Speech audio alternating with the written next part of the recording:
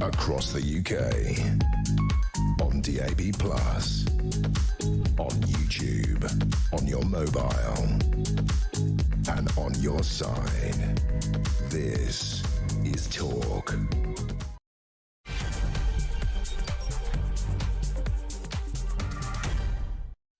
And good afternoon. Yes, welcome to the home of common sense. Thank you to Alex Phillips. Lots to get through this afternoon. Keir Starmer ditching that day one unfair dismissal pledge. This was Angela Rayner's workers' rights bill after secret talks with businesses and unions. It is another U-turn to sit alongside the previous U-turn, which sat alongside the one before that, and the one before that sat alongside the previous U-turn. You see a pattern here, kids? Oh, it's all unravelling. How long can Labour realistically last? We'll look at that in a couple of moments. Britain is facing a fresh brain drain as official figures show that young Brits are leaving, while asylum seekers make up nearly half of net migration. All this while we continue to send money to France, but don't worry, they've got an announcement. They're going to intercept small boats. Did you hear that, kids? The French Macron, Monsieur, is going to intercept le bateau. He's going to do it, yeah. Oh, there is a caveat, but not if there's anyone on it, which I'm not a maritime expert. I'm kind of wondering if that sort of slightly isn't the spirit of stopping the boat. It's not a boat you stop, it's the people in the boat you're meant to stop.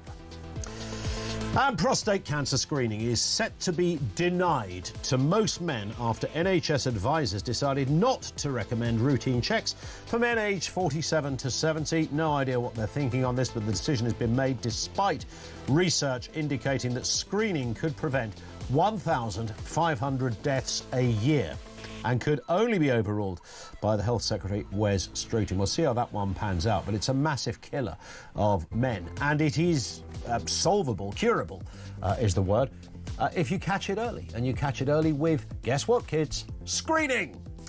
More on that as well. Everything you need to know, all the breaking news right here on Talk 0344 499 1000.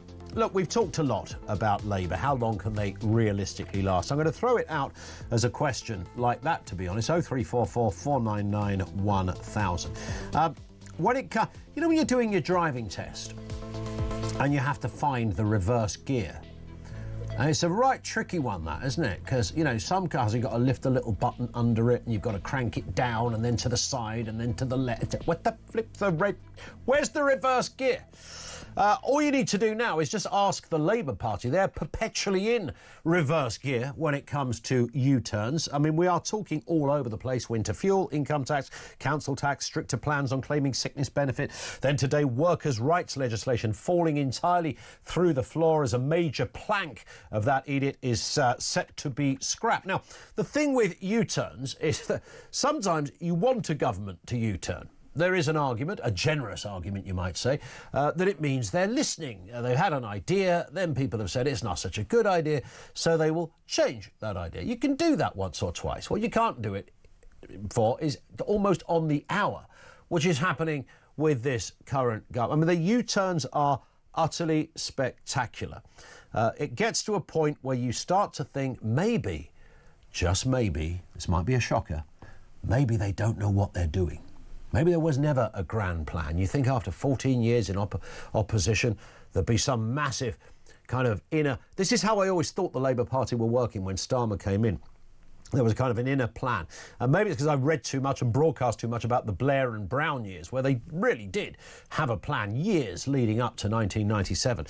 And there was a sense that this lot had done the same thing. They got it all worked out. They knew what they were going to do, and they knew how they were going to do it. They would hit the ground running. And as it turns out, they really didn't. They made that fundamental error of believing that because they're not the Tories, that was good enough for anyone. Their greatest selling point was, we are not the Tories. Where was the detail? They didn't have any detail. So they cobbled together a load of old tripe, put it out there as a manifesto. Everybody was sick and tired with the blues, so they went red at the last election. That's basically what happened. They had no plan, and the ones they did have gone into reverse gear because they had no plan. They hadn't thought it through. They hadn't considered what it means for them, not just for the country, for them as a party. The fabric, if you like, the DNA of being a Labour member, a socialist, a lefty, whatever you want to call it. They just hadn't thought about any of this stuff. It was junk, high-octane gibberish from start to finish. Just not one considered element of policy, it seems. Don't take my word for this, by the way. There's loads of evidence if you think this is just a little bit of mischief for those who like having a pop at Keir Starmer and his party. No, there's demonstrable proof of what has happened. We're going to start by listening. I'm going to take council tax, for example. Just council tax is one classic area. Have a listen to this. I'm determined to put money back in the pockets of working people. And that's why a Labour government would freeze council tax this year. No ifs, no buts. Labour would freeze council tax next year. We're going to freeze council tax next year. You could rip up that council tax bill because you would not pay a penny more than you paid last year. Yes, you heard it right. Not a penny more on your council tax. None of those pledges in our manifesto requires increases in council tax. No, we're not planning to reform council tax. This is what we would do in government. What is he going to do? What a Labour government would do and announce an immediate freeze in council tax bills. We're often asked the question, when you criticise the government, what would you do? Well, we're saying what we would do. We would freeze council tax. Yeah. It's not like his pants are on fire. It's more like there's a flipping furnace down there. What the hell is going on? I mean, that doesn't get any more graphic than that. Well, actually, it does. Should we just talk about ordinary taxation? Let's have a listen to this. Let me be absolutely clear. We will not raise tax for working people. Labour will not be increasing taxes. I am very clear about that. No tax rises. We don't want to increase taxes. No income tax, no national insurance, no VAT. I will not raise taxes. We're not going to increase tax. I don't believe it's fair to raise taxes on working people. I would like taxes on working people to be lower. I want to cut taxes. Labour will not be raising taxes. There'll be no additional taxes on households under Labour. There's a commitment not to increase taxes. Because we've been very, very clear. We will not increase plans to raise Taxes. You have no plans to raise taxes on working people. We've said it a million times. I mean, this does really come under that well-trodden phrase, you can't make it up. Man alive. I mean, that doesn't get any more unequivocal. And then we had a budget like 48 hours ago, and it went through the flipping roof in terms of taxation for ordinary people. Remember how this all began by these heady levels of jaw-dropping ineptitude. Began with the old arguments about winter fuel allowance. Let's take a reminder of how that one panned out. As I've just said, I didn't want to have to deal with the winter fuel allowance for pensioners. But we have to fix the NHS. We have to fix our homes, our schools. We have now put our public finances on a firmer footing. The economy is in a better shape. More people will get winter fuel payment this winter. It is, as Minan would say, it's like a mad woman's breakfast over there at Labour HQ. I mean, this is astonishing. This, I mean, really is another level, another league. This is, they are the Argentina of political parties. They have... But by the way, the big reminder here, they haven't been in power for 18 months yet. They haven't been in power for 18 months. Good Lord. So I'm bound to ask the question, based on all of this, how long can the Labour Party realistically last? What's your assessment of where they're at less than a year and a half in office? 0344 499 1000. And how long do you give them? They're going to go all the way to 2029 like this? Jeez. Let's get a word from Callum Price, Director of Communications at the Institute of Economic Affairs, former Special Advisor as well. Callum, good afternoon to you. Good afternoon, Ian. How are you? Good as gold at this end, and it's only when you... Well, actually, I'm feeling a little bit bilious and a bit lightheaded, mainly because we've just been reminded. It's only when you put it all together into a sort of montage, as we heard in those three separate clips, you begin to realise how utterly jaw-dropping this government has been. Yeah, you're absolutely right. I agree with everything you've just said, pretty much. I mean, they have really shot the credibility of themselves and of politicians on the whole. People always say, you can't trust politicians as far as you can throw them. I've worked in politics a long time, and I often think that as well. But actually, I sometimes say, well, actually, it's a bit more difficult than that often. But actually, in this sense, they've just seemed to have lied, or at least at worst lied, at best changed their mind at every single major turn. Yeah. And the one that has really stuck out to me this week, that wasn't mentioned in your preamble there, is their promise on economic growth as well. They came to government saying we're going to put growth first. How are you going to pay for all these spending pledges when you're not going to raise taxes on working people, Chancellor? Well, we're going to grow the economy, which is actually the right answer. That's how you should do things, and you should put that front and centre. Growth is our number one priority. We are the government going for growth. Last year's budget was the growth budget. But they just seem to have completely given up on that. They've turned their backs on the idea that economic growth can get them out of the mess that they're in, and they've instead just said, actually, we're just going to cut up the pie. We're going to raise taxes to their highest level ever, so that we can spend more money on welfare, and that's all that we care about. Because one thing that we have learned that the Prime Minister and the Chancellor are committed to is doing whatever it takes to keep themselves alive. So you ask, how long can Labour last? I think they can last quite a while, because they will just keep blowing with the wind to make sure that the people who can handle the P45, namely the Labour backbenchers, are basically kept on side enough. Yeah, and there is that sense at the moment, isn't there, that the budget we heard on Wednesday was really actually a campaign to save Keir Starmer. Yeah, absolutely. They basically there was two key audiences for the government at the budget. The first, and both of those audiences are the ones that could basically kick the Chancellor and the PM out of their jobs. The Labour backbenchers, as I've said, and they kept them on side by U-turning on their welfare cuts and by announcing the abolition of the cap on child benefits. And the other audience was the bond markets. If the bond markets got as shaky as they may have done, if they didn't think that Labour could keep within their fiscal rules, then things would have unravelled quite quickly, and that would have been the writing on the wall. They did increase the fiscal headroom, the amount of money that they have against their fiscal rules, which is the fiscally prudent thing to do. So that kept those on side. As for everybody else, as for working people who they claim to be on the side of, well, that's the people that are going to be holding all of the burden for the extra pledges that they've made to save their jobs. Yeah, and there's no real sense either on any of this, Callum, and this is not a party political point, trying to be as objective as I can and looking at as many numbers that are available out there and digging as deep as you can in this job. I can't really see sort of scintillas of light anywhere. There's no sort of sense, well, it's going to be a bit rough for a couple of months or even a year, but don't worry, I can see the sunny uplands. They're just around the corner. There's no real sense of that. No, quite the opposite, actually. All of the tax rises that they've announced are going to come in 2-3 years down the line.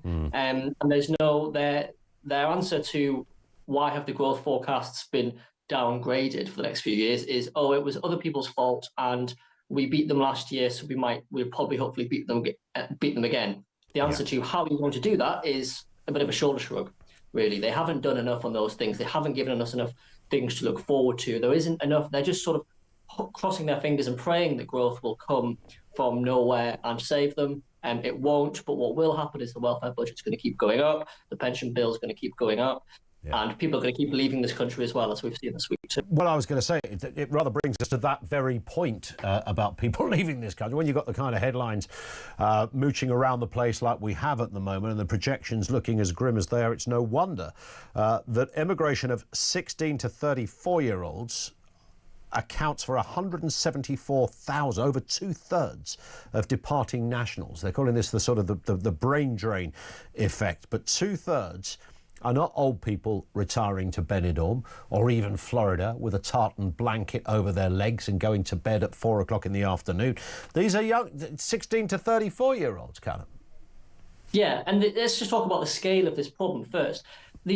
On some measures, on some forecasts, the amount of money that's going to be spent on the over 65s, i.e. pensions and welfare spending and healthcare spending, is projected to increase in the next 50 years by 10% of GDP. That is absolutely massive. To fund that, we would have to do something equivalent to doubling income tax. That is before you have the exodus of young people leaving this country. The young people, the working people, are the people on which fund the health system, fund the pensioners, fund everything else that we have, because those are the people that bear the brunt of the tax burden. Now, the spending commitments that we have are going up and up and up, and the body of people that are working and living in this country and contributing that tax are leaving, and the evidence is clear. There's been quite a lot of people sort of refuting the idea that anyone really is leaving Britain, because actually, no, the evidence isn't that clear. But now the evidence is extremely clear, and we know exactly why. It's because their wages haven't grown since 2008, and they can't get on the housing ladder, and the tax burden is increasing and increasing and increasing. Why? The reasons to stay are fewer and further between each year. And it is worrying when it's that particular age group, as you say, because this isn't the usual kind of order of events. Yes, of course, people leave to go to different jobs in different places, whether it's in the medical profession in Australia, whether it's banking in India. That in itself is not unusual. It's just the sheer numbers and the demographic that has kind of made people sit up on this and think, is there something deeper going on? Yeah, that's exactly right. I mean, as you say, people come and go quite often, and people will leave for other reasons. But the way you keep those people is by ensuring that they have a path to do those things here, that they have the exciting, well-paid jobs in this country, that they have the opportunity to go on and make something with their lives and earn the money and keep lots of the money that they earn, and that they can go on and have the life that they want to have. Buy that house down the road, have more than one child, all those things that people, normal, ordinary, working, aspirational people want to do. Sure. And increasingly, people clearly don't think they can do that in the UK. Sad times. We'll take some calls on that as well. People's assessment of legging it. And are you thinking of legging it from the UK? Serious question. 0344 499 1000. Callum will be back with you with more in a couple of moments. Callum Price, Director of Communications at the IEA. Thank you to him. If you're messaging us, it's 87222. Leave a voice note as well on that lead question that we began with. How long can Labour realistically last? And I don't ask that just to be mischievous. I know it's always fun to have a pop at the government of the day, particularly this loony lot. But it's a serious question. They haven't been there for 18 months yet. I mean, in political calendar term, it's like half an hour, for God's sake. And the amount of U-turns and reverse gear moments is just spectacular, which leads you to ask a very reasonable question.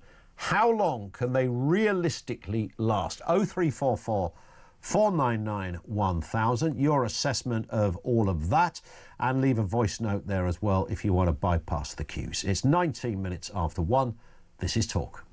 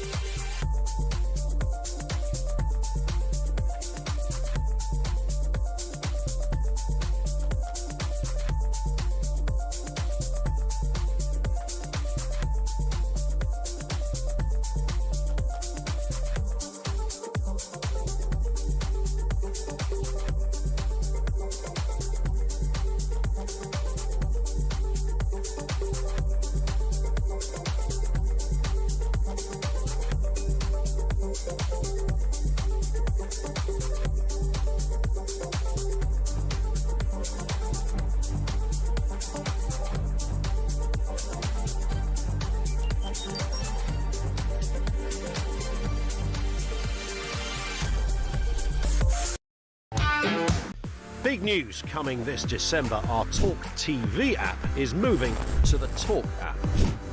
You can watch, catch up and listen to all your favourite shows and podcasts anytime, anywhere, all on the Talk app. From Monday, 1st of December, the talkTV app will no longer exist, so don't miss out. So head over to your App Store or Google Play and search Talk now.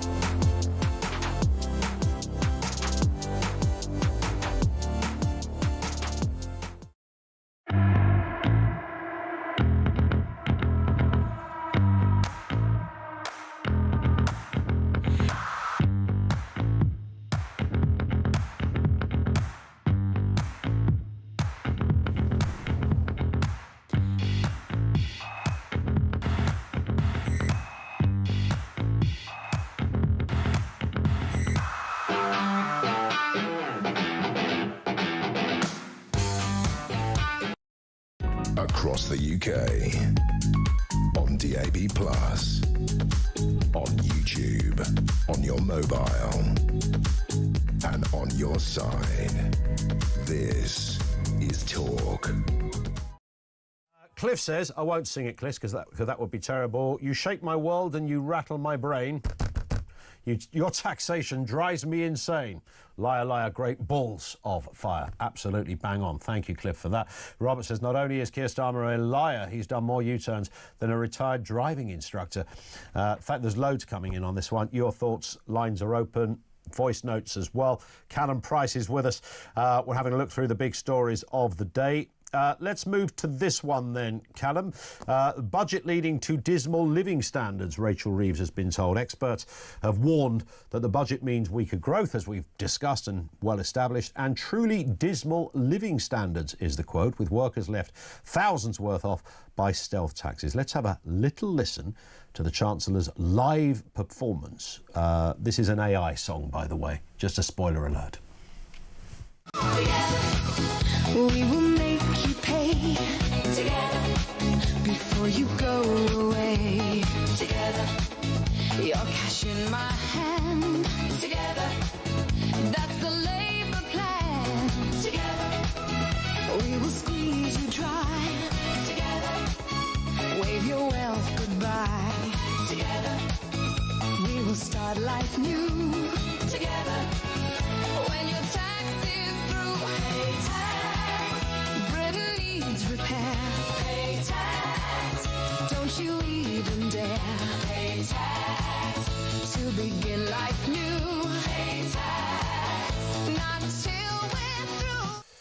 I mean, these are coming out almost on a daily basis. The Kemi one, I thought, Callum, was rather good that was done. And the reason why that was rather good is that there was no real insult to her. It was actually quite a credible piece. She enjoyed it. It was played to her while she was in TV studios. Not sure Rachel Reeves will receive that in quite the same spirit. No, probably not. But she shouldn't be surprised that she's getting that reception, because that's what happens when you raise the tax burden to the highest level ever, and you are asking the exact people that you promised not to tax at the election, who voted for you on that basis, you're asking them to bear more of the burden because you want to spend more on welfare because you can't face down your own Labour backbenchers. They had a half-decent plan to cut the welfare bill, which would have helped, but they bottled it because they upset some of the people in their own party. And like we said earlier, that's their number one focus, so that they can keep their jobs. But really, what this is a budget that has raised taxes so much on people that it is, as you said, going to have a serious impact on people's living standards. Remember that at the same time as these taxes are being raised, it's also being outlined just how poor the sort of overall growth, and that means money in people's pockets from wages is going to be. We're going to have another lost decade of growth, and it's all. Don't let them deceive you that it's to save the public finances. It is so that they can cover the pledges that they've made to spend on welfare. Yeah, absolutely. And of course, I can't imagine they can ever again say we are keeping to our manifesto promise to not raise taxes. They won't be able to say that, because I know that you could try and really stretch the truth a little and say, well, it's not a direct income tax rise, but of course, if you bring in people, some people being brought in to pay tax for the first time ever, others, you've got 10.6 million into the higher tax rate by the end of the decade. I mean, the figures are astronomical here. It is an income tax rise, no doubt about it. Yeah, absolutely. The question being, in the period that Labour were in power, did more working people pay higher tax? The answer is unequivocally yes. So they have entirely blown apart that manifesto pledge. To be fair to them, I'm not sure many of them are really trying to walk that line that they didn't. I think they're sort of trying to pivot to, well, this is a Labour government with a Labour budget, and we want to spend more, so this is what happens, and everybody has to bear a bit more of the burden. But in reality, it's a complete tune change from 18 months ago, and it is a broken promise. Indeed. Final story, let's have a look at this one. A 10.7 million NHS commissioned trial of puberty blockers. I thought they were scrapping all of that. Will ask participants from the age of 12 if they identify as, quote, two-spirit. Yeah, me neither. Let's just have a listen to this. It's a clip from US NBC News about a child being given puberty blockers. Here it is. You are in the perfect place to start on blockers. And she promises to begin giving her estrogen, female hormones, in 2 years. Around 13. That's what I think. Yes, you're not going to develop breast buds on the blockers, but you're not going to wait until 16 to start. You know that, okay? Yeah. I mean, that kind of child abuse still staggers me. I know it does divide the room, Callum, but we're told that that doesn't happen over here. But we also know that we've got the NHS trials asking kids, if they're as young as 12, if they are two-spirit. What is two-spirit, by the way? You've lost me on that one. I've got no idea. Yeah. I mean, when it comes to these issues, I'm pretty liberal. I think that people want to identify how they want to identify, as long as they're not harming anyone else. Yeah, I'm with you on that. But when it comes to the matter with children, I've become somewhat more authoritarian on it, and I'm extremely sceptical of things like puberty blockers. And as you said, the NHS has stopped using them thanks to a review a few months ago, or may have been last year. I can't remember exactly. But this trial is trying to. The NHS stopped using them because there wasn't enough evidence that they worked, or about the negative side effects, etc. So this trial is to try and get to the evidence base that we need. Because there will be, I'm sure, some fringe cases of children that do have severe issues, and that there may be medication. You know, you want the NHS to be doing the scientific work to find the evidence so that they can treat people that need treated in the right way. Yeah. But the two-spirit question seems a little bit random to me, and the reason it's concerning people is because it is the insertion of effectively ideological language. This isn't medical terminology. Two-spirit, I think, is based in sort of Native American history and ideology. Yes, I've just been given the official definition. It's a contemporary term used by some indigenous North Americans for a person who embodies both masculine and feminine spirits. So it comes from that, and has obviously been nicked for the purposes of the gender conversation. But it is rather extraordinary how we're playing around with something so fast, and yet, you know, with such little inner knowledge of these elements of the human brain, the human mind, and human biology. I mean, this has all happened in about 20 minutes in relative terms, it seems, Callum. Yeah, exactly. And that's why it's good that they did stop using these blockers and are now doing the research to try and work out how they work and what the effects of them are. But using words like two-spirit in the trial is putting words into the mouths of the people that you're studying, i.e. the children. They are saying, do you define as being two-spirit? And what if they don't know what that means? And then you're sort of validating these terms that are a little bit, well, certainly not scientific. So you should be asking these children how they feel and getting them to tell you. I mean, look, I'm no scientist, but instinctively I think that we should be sort of keeping these more ideological terms out of the trial, working out the science of the fact, and then taking it from there. Absolutely spot on. Very final word. I think we just got time to mention this. Disappointing news that NHS advisors have draft decision rejects routine prostate screening for men aged 45 to 70. It's been a lot of years people have been agitating for this. It's still not happened. It looks like it's not going to happen again. Yeah, it does. Once again, I'm not a doctor, so I'm not maybe the best person to speak to it. But I think it's, it is concerning. It is worrying. The case that is being made is that there is actually, you have to strike a balance between finding the disease in everybody, but also making sure that you're not so the costs aren't outweighing the benefits by treating something that might not actually be that harmful. I'm not a scientist, but you really hope that they have considered all of the facts. You really do. Callum, great to have you on with us as ever. Thank you. Have a cracking weekend. Callum Price. He is, of course, the Director of Communications at the Institute of Economic Affairs. Thank you to him. Over to you, 0344 499 1000. You can call or voice note on that number or message 87222.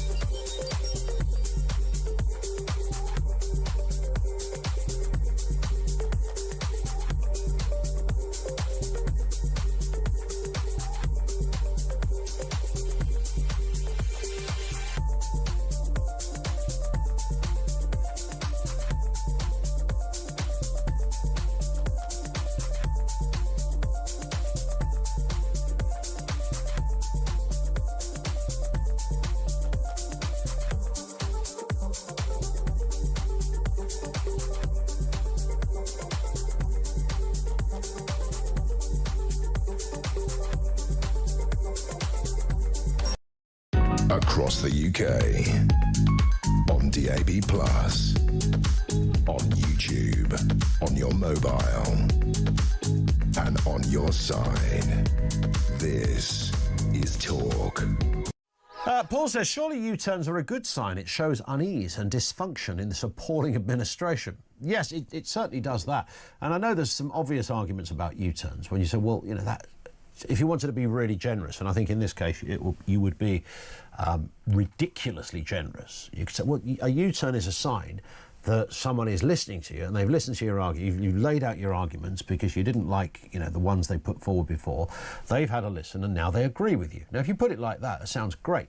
But if you do this so many times, your entire philosophical core is not just eroded, it's obliterated. There is none. There's no roadmap, there's no purpose, there's no sense of direction, there's no trust, there's no respect, there's no irredeemable reality that you know what you're doing and you've got a route to success. It just looks like absolute jaw-dropping ineptitude. And that's where we're at the moment. It's a fair question. Can this Labour government survive? Realistically, how long can this government survive? And we know that we've had all manner of U-turns. It started with the winter fuel allowance and it's culminating today with the workers' rights legislation, which has just fallen through the floor after one huge plank of that legislation, this was Angela Rayner's baby, of course, has been eradicated. And then there's more, of course, on income tax and council tax and green initiatives and God knows what else. We'll talk to Michael Jacobs shortly, Professor of Political Economy, University of Sheffield, former advisor to Gordon Brown. First, Annabel Denham, senior political commentator, is with us. Annabel, good afternoon to you. Nice to see you again. I mean, you know, we use that phrase U-turn. Of course, the most famous speech about U-turns is that Thatcher one that everyone can recall. But we are in a different league here. I mean, we're in a different stratosphere almost when it comes to a government looking like a headless chicken and not knowing what the heck it's doing. That's right. The impression that this government is giving that it's completely rudderless. It has no vision, no guiding philosophy. It's really just bumbling from one crisis to the next, from one emergency to the next, being buffeted by events, and increasingly really looks as though it's being taken over by the Labour left. They don't actually need their candidate in number 10 because they seem to be extremely close to the levers of power as they are sat on the Labour backbenches. Now, this is ultimately a good U-turn economically speaking. There's a reason why no business group was in favour of day one rights. There's a reason why companies have been screaming out for Labour to water down this employment rights bill. But politically, it's a complete disaster for Keir Starmer and Rachel Reeves. Now, my assumption is that they came out of the budget and thought, well, that landed a bit better than we were expecting it to with the Parliamentary Labour Party. There wasn't much in the way of disgruntlement among Labour backbenchers. I think a lot of them were placated by the decision to lift the two-child benefit cap. And so perhaps they thought they would exploit that goodwill by announcing on the very next day that they were going to be climbing down on some of the measures in the employment rights bill. But there are a number of Labour MPs who are today coming out against it, including some acknowledging it does breach the manifesto. And presumably they're very worried about what their constituents are going to be thinking. So politically, this is bad news. But I think that Rachel Reeves and Keir Starmer ultimately were persuaded into this by the fact that it was so unpopular with business. They were worried about it getting rejected by the House of Lords, and perhaps even more so, they were concerned about the impact on unemployment, which has risen since they've come into power. And the last thing that this Labour government is going to want when it's made such a fuss about being on the side of working people, a dubious claim, is soaring joblessness. How damaging is this to Keir Starmer? Because there is a sort of an overarching argument that says, well, he's there till 2029, so it's not really damaging at all, because we can sit from the sidelines, Annabel, the likes of you and I and others, and commentate on this and be rather agitated and angered by it. We can laugh at it, whatever. But in the inner sanctum of Labour HQ, a lot of what they've done here plays very well with the left-wing gallery, of course, and I don't think it's too cynical to suggest that that budget we saw 2 days ago was really all about saving Starmer's skin when it came to the left wing, massive on the back benches there. So does it matter to this government if these things happen, or is it, you know, in many respects a positive for Keir Starmer?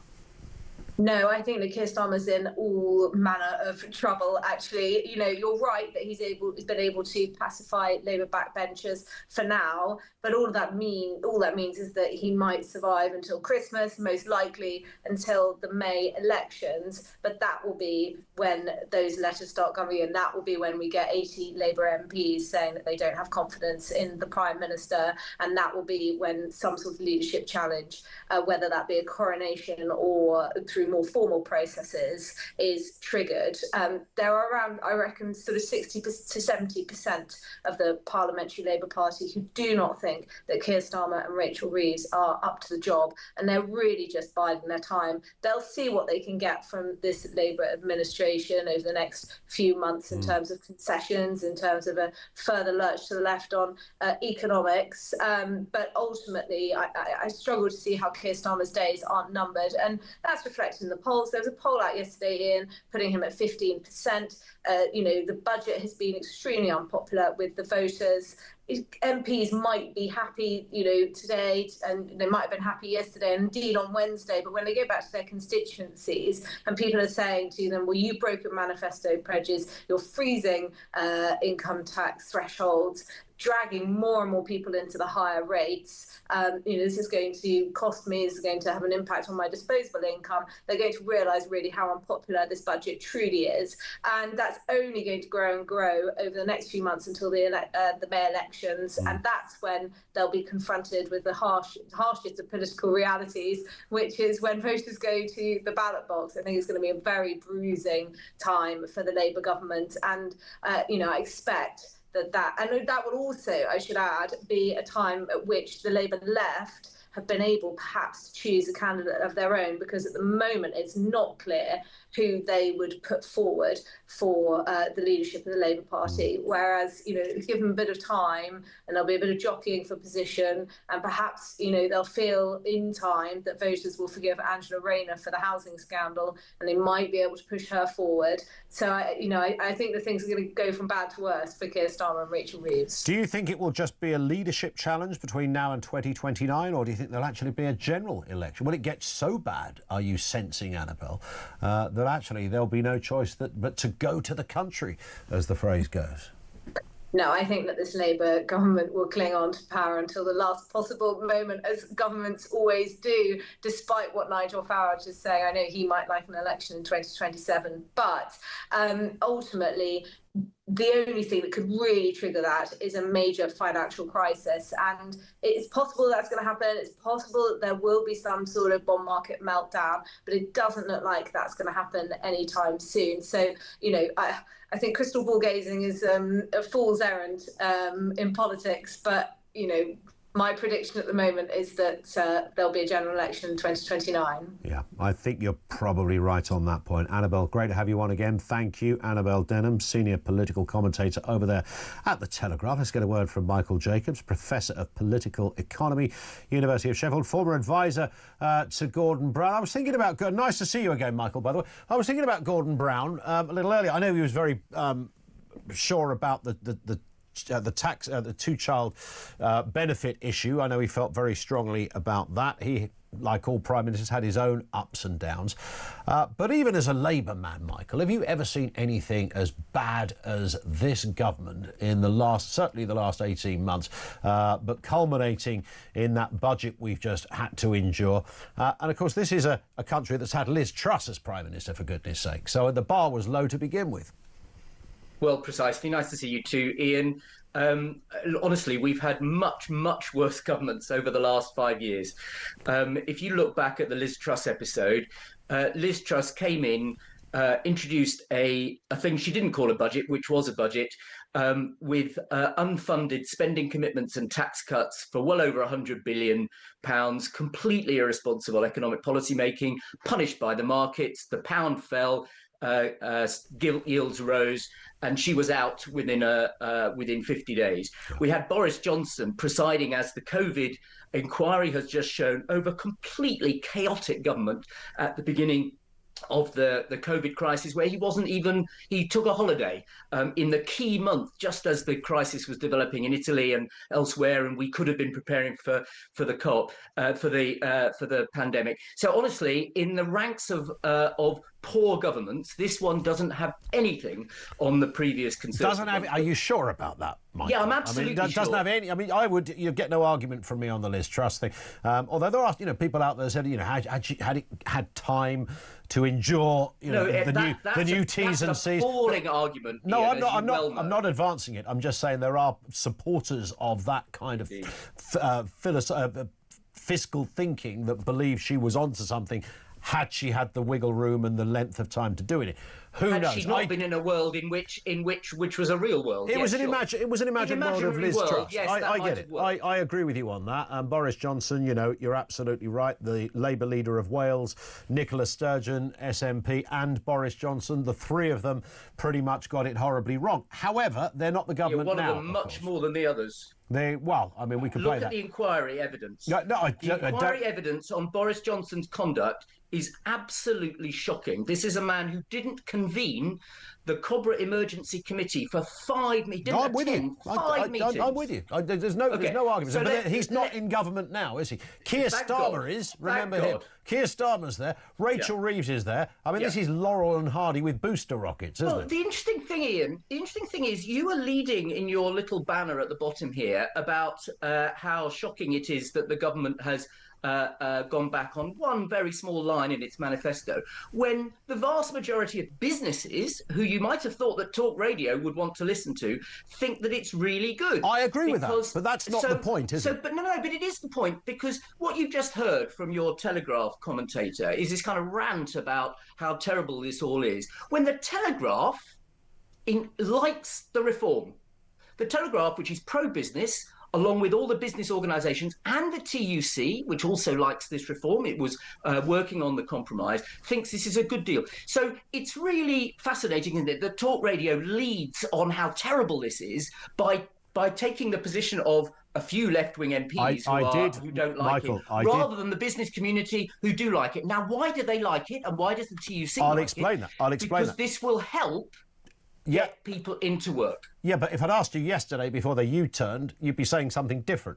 No, I wouldn't. I really wouldn't, because of all the manifesto commitments on workers' rights, the day one right to claim for unfair dismissal, I mean, assuming you were dismissed on day one, was obviously the most, let's call it not sensible. If you're an employer, you need at least 6 months to know whether or not you've taken on a worker who is not up to the job. And that's why we have probation periods. That's why in most European countries we have a 6-month probation period. And Labour adopted a very odd version of this, in which it had a statutory 9-month probation, but it still had these workers' rights to claim unfair dismissal on day one. Nobody thought that was a good idea. This has been held up in the House of Lords because it wasn't a good idea, and so now the government has gone back. But it was on that it was said, never the point on the U-turn thing. I said this at the very beginning in my opening remarks, Michael. I said it halfway through as well. That there is a generous argument that said, look, if a government U-turns, it's because they've listened and they've taken on board the arguments. It's not a benevolence you would offer to an opposition party, but nonetheless, that's the way it works. When you do it so often, you are forced to conclude that the government of the day are pretty rudderless. They're out of it. They don't know what they're doing. There's no sense that this is a solid roadmap. If you're making that many U-turns, winter fuel, council tax, issues around income tax and thresholds, green initiatives, the list goes on. I mean, it's a heady old list. It's jaw-dropping. And so let's agree that this is a good reform that they've done. I'm glad that you and I agree on this, and that people from the right of this shouldn't have been there to start with, should it? I mean, we could argue that. No. On the contrary. When you get into government, you have to consult on your measures, and that's what they've been doing. They got a lot of resistance on this particular one, and they have acknowledged that particular proposal was not a good one, and they've listened. So that's good government. That's not poor government, it's good government. And it's only you people in the media who make this massive thing about U-turns. But it's not. It was a bad policy, and it was in Angela Rayner's DNA to think this was a good thing. It was a kind of mad Marxist socialist idea. Ian, don't be ridiculous. Workers' rights must trump all. Ian, don't be ridiculous. We have got rights now that have been shared with all of our European competitors and we already did. No, we didn't. So best workers' rights on planet Earth, I think somebody said this week. Let's just discuss the rights that have remained even after this so-called U-turn. So Labour has banned, or is banning, this legislation has not yet gone through, 0 hours contracts which do not allow any flexibility. They're saying if you're put on one of these contracts, you have to be able to say what are the hours that you would like. They are giving workers sickness benefit rights from day one, still from day one. They are not allowing employers to fire you and then rehire you on a lower wage and worse conditions. These are standard workers' rights in all other parts of Europe. Labour is bringing them back. And most people will say, and if you look at the polls, most people do say in the polls, we like these things. The one thing that they've gone back on is the proposal, which was not very sensible in the first place, which was to allow people to claim unfair dismissal from day one. And so I would say this is good government. Now, you may well say that there are other things the government is U-turning on that you don't like and so on. But let's acknowledge that this one is rather good. But when you've got those people into those jobs, you can tax the pants off them with the new threshold freezes, of course, which drags millions of people into paying a higher rate of tax. A clear, demonstrable breach of a manifesto pledge. We can agree on that, Michael. I think we can agree, and it seems to me disingenuous for actually people in the media as well as the Labour government to say that if you change the thresholds, if you freeze the thresholds, that is not a rise in income tax. For some reason, we've got fixated on the rates of income tax, but it obviously really matters what you're paying. What rate, at what income level you come in. So there's no question that the government has reneged on its manifesto promise not to raise income tax, in my view. And that is a consequence of a range of things. So firstly, it's a consequence of a silly pledge in the manifesto. I was always opposed to a pledge not to raise income tax because we knew that the financial situation was very poor. The Conservative government had cut national insurance by 4p in the two previous budgets, knowing that this was completely financially unsustainable and irresponsible. And why did they do it? Because they knew they were going to lose the election. So they handled... A bit like raising tax to 50p, right? They handed Labour a terrible legacy, knowing that they would not have to deal with it because they were going to lose the election. I think Labour should have said, we think these are wrong and we will oppose them. So they had a terrible legacy. Then, of course, you had Brexit, which has proved an absolute disaster, as demonstrably so. All the evidence shows that. And then, of course, you've got the wider economic turmoil from Trump and so on. So they've got difficult, and you've got the productivity downgrade. So you've got a whole bunch of circumstances. OK, we could debate all of those individually as well. Michael, we hit the clock, but thank you for being with us as ever. Professor Michael Jacobs. He is Professor of Political Economy, University of Sheffield. Not quite sure what Donald Trump has done to be in the equation. And yet again, the B word was invoked as an excuse. I think Rachel Reeves has also got a PhD in. Lines are open, 0344 499 1000. How long can Labour realistically last? This is Talk.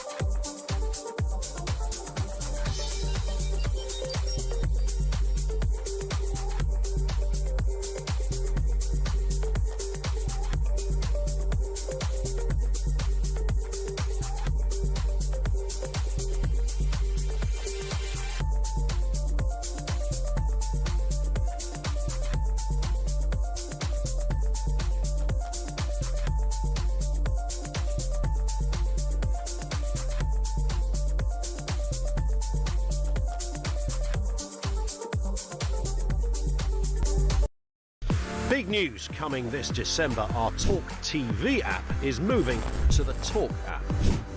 You can watch, catch up and listen to all your favourite shows and podcasts anytime, anywhere, all on the Talk app. From Monday, 1st of December, the talkTV app will no longer exist, so don't miss out. So head over to your App Store or Google Play and search Talk now.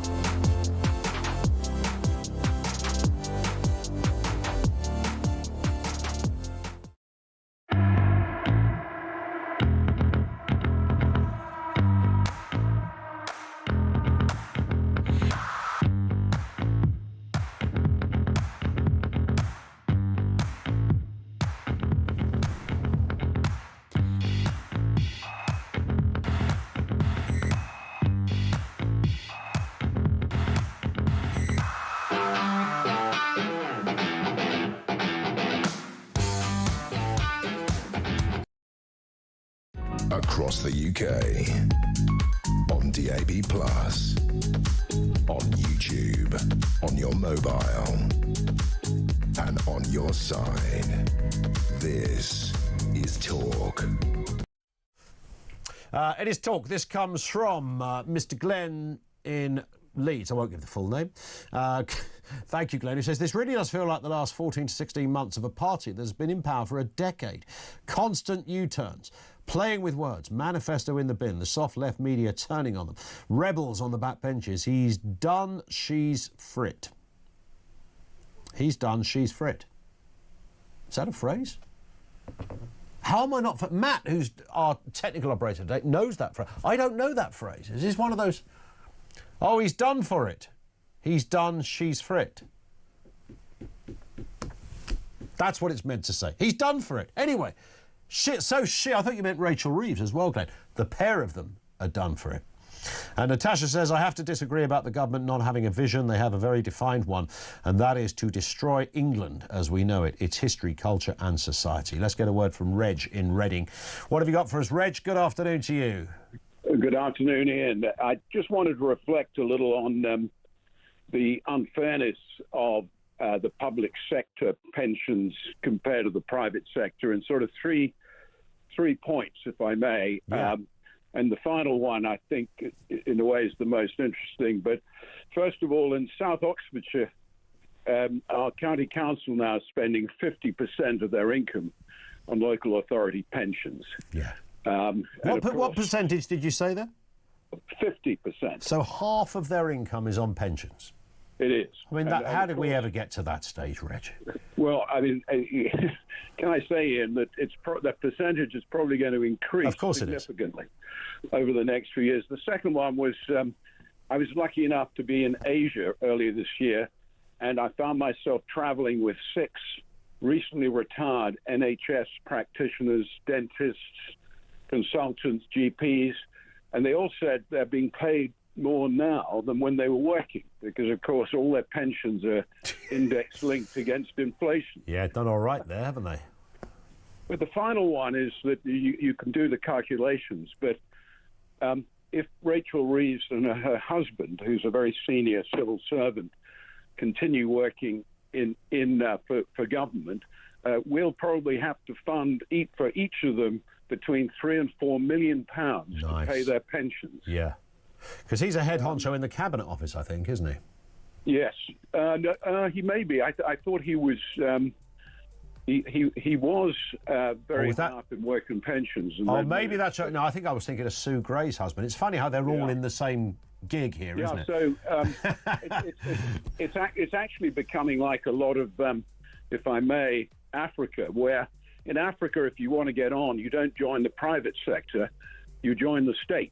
Yeah, because that's indeed. Not only have you got a great job and a very stable one, your retirement is about as stable as money could buy. Reg, I stopped there for time. Thank you, mate, for that great call from Reg in Reading. The phrase "he's done, he's frit" is a colloquial and somewhat dialectal British English expression meaning he's finished, he's frightened, or he's given up because he's scared. It's a new one on me, but I'm grateful to Glenn for introducing that. Right now it's 2 o'clock. Let's get the latest news headlines here on Talk.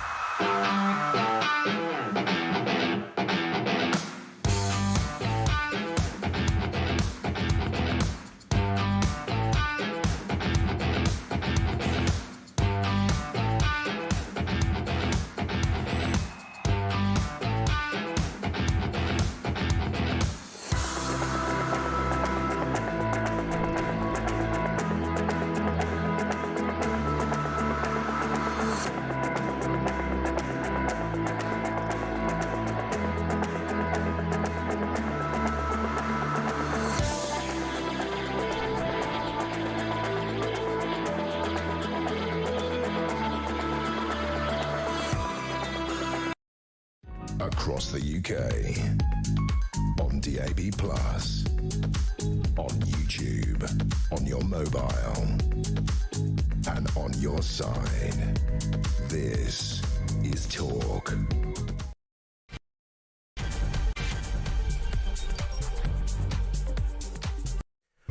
It is Talk. Welcome back. Home of Common Sense. We're talking about reversals and U-turns and 360s here. Keir Starmer is the latest one, ditching that day one unfair dismissal pledge from Angela Rayner's working rights bill. This apparently had secret talks with unions and businesses, and they went, we don't want this, Keir. Well, it's great that you can listen, but man alive, how many U-turns can a government do before you have to say, I don't think there's any kind of philosophical template in this lot. You need to have a little bit of stability, even if you disagree with them. How long, realistically, can Labour last? More calls on that on the way. Also, as we discussed earlier, Britain facing a fresh brain drain, as official figures show young Britons are leaving. Young Britons are legging it for the hills. Young Britons are going to sunnier climes because they don't much like it over here, one assumes. Asylum seekers make up nearly half of net migration. All of this while we continue to send money to France, but don't worry, because they've just announced they've got a new... Have you heard this? Have you not heard the news? They've got a new system. We're going to stop channel migration because finally Emmanuel Macron has agreed to intercept small boats. How good is that? Oh, there is a caveat, apparently, which is they won't be able to intercept boats with anybody on them, which sort of rather blows apart the spirit, I think, of the boat interception idea. I mean, it's not the boat, right? You're not trying to capture the boat. They're not going to be celebrating it. We have the dinghy, look. No, it's the people on the boat, mate. That's who you're meant to stop. Good Lord. And devastating news in the world of health as prostate cancer screening is set to be denied to most men after NHS advisors decided not to recommend routine checks for men aged 47 to 70. The decision has been made despite research indicating this could prevent 1,500 deaths a year. It is something we should be doing. It's a big killer of men, but apparently it's not necessarily at the top of the to-do list for the NHS mandarins. All of that and more coming up. Everything you need to know, 0344 499 1000. We had a great message on that issue of health that came from Dan in Gloucester, because we talked earlier about puberty blockers. The NHS had a multi-million-pound scheme, essentially, to look at the kind of puberty blocker story. And Dan says, regarding puberty blockers, I find it interesting that the NHS can find funds for this, but not for prostate screening, because that's not sufficient value for money. It's a very good point. You can find funds for somebody who can't quite work out whether they're Arthur or Martha. I don't say that as a cheap pejorative. I mean, quite genuinely, the money is there for that, but not apparently for the prostate people, which is all men, by the way. You'd need a bit of that. And, get it checked out. You can have a blood test. I know there's a slightly more invasive test. It's clearly not pleasant, but, don't try and tell your female partner about what might not be pleasant in the internal department, because they'll certainly give you a run for their money. So I understand that, but these are all things you can do to check whether somebody might die. And the NHS have said, nope, haven't got enough money for that. But if you've got a gender issue, come this way, my child. I will decree whether you are two-spirited or something, some other, and there's 120 apparently genders you might be, according to some stupid people. 0344 499 1000. So let's look at that exodus of young people. Charlie Downs joins us. Charlie, of course, is the campaign director at Restore Britain. Afternoon to you, Charlie. Hello, Ian. You are, without a shadow of a doubt, a young person. I mean, we can say that. Anyone who's... I don't know, when can you stop saying you're a young person? What is the official... Is it 30? I'd say 30, maybe 35 at a push. I mean, it's... the thing is, right, being a young person is as much of like an attitude thing as it is an age thing, I think, because there's plenty of people who are in their 40s and 50s who are kind of pretty childish. But could they... Yeah, well, you're speaking to one right now. Well, maybe so, Ian. Indeed. That's very true. So it is all, I suppose, how you engage your mind in certain situations. But what we do know is that we have an enormous amount of people in the 16 to 34 age group who are legging it to sunnier climes, 174,000. That's over 2/3. So this isn't about retired people nipping over to Benidorm to look at a second home and deciding that sunnier climes are the best place to retire, or Florida, which is another favoured place. I mean, these are people in the prime of their life taking career decisions. They don't want to be here, they'd rather be somewhere else. What do you make of that? Well, when I first saw this headline that net migration had dropped to 204,000 for the year to June 2025, my initial reaction was, oh my goodness, this period of absolutely mental levels of immigration is finally over. The Boris wave is going to be remembered as being a period of tremendous, it's an outlier, a tremendous betrayal. But actually, when you look at the data, yes, it's good that net immigration is down because our public services and roads and schools and so on are creaking under the weight of the population of the country now. Really, I mean, this infrastructure was built for something like 50 million people, and it is now, having to support, nearly 70 million. Some predictions say as high as 80 million. So getting that immigration down is obviously a good thing. But when you scratch beneath the surface, you realise that it's because of how many people are leaving, and these are largely British nationals. And those coming in are largely non-EU nationals. And so you have this situation where, yes, the nominal figure has dropped, but actually the demographic change is still just as intense as it was before. And that really is the crux of the issue, because it is the numbers, it is the quantity of people that are coming here, but it is also a question of quality, the qualitative aspect of it.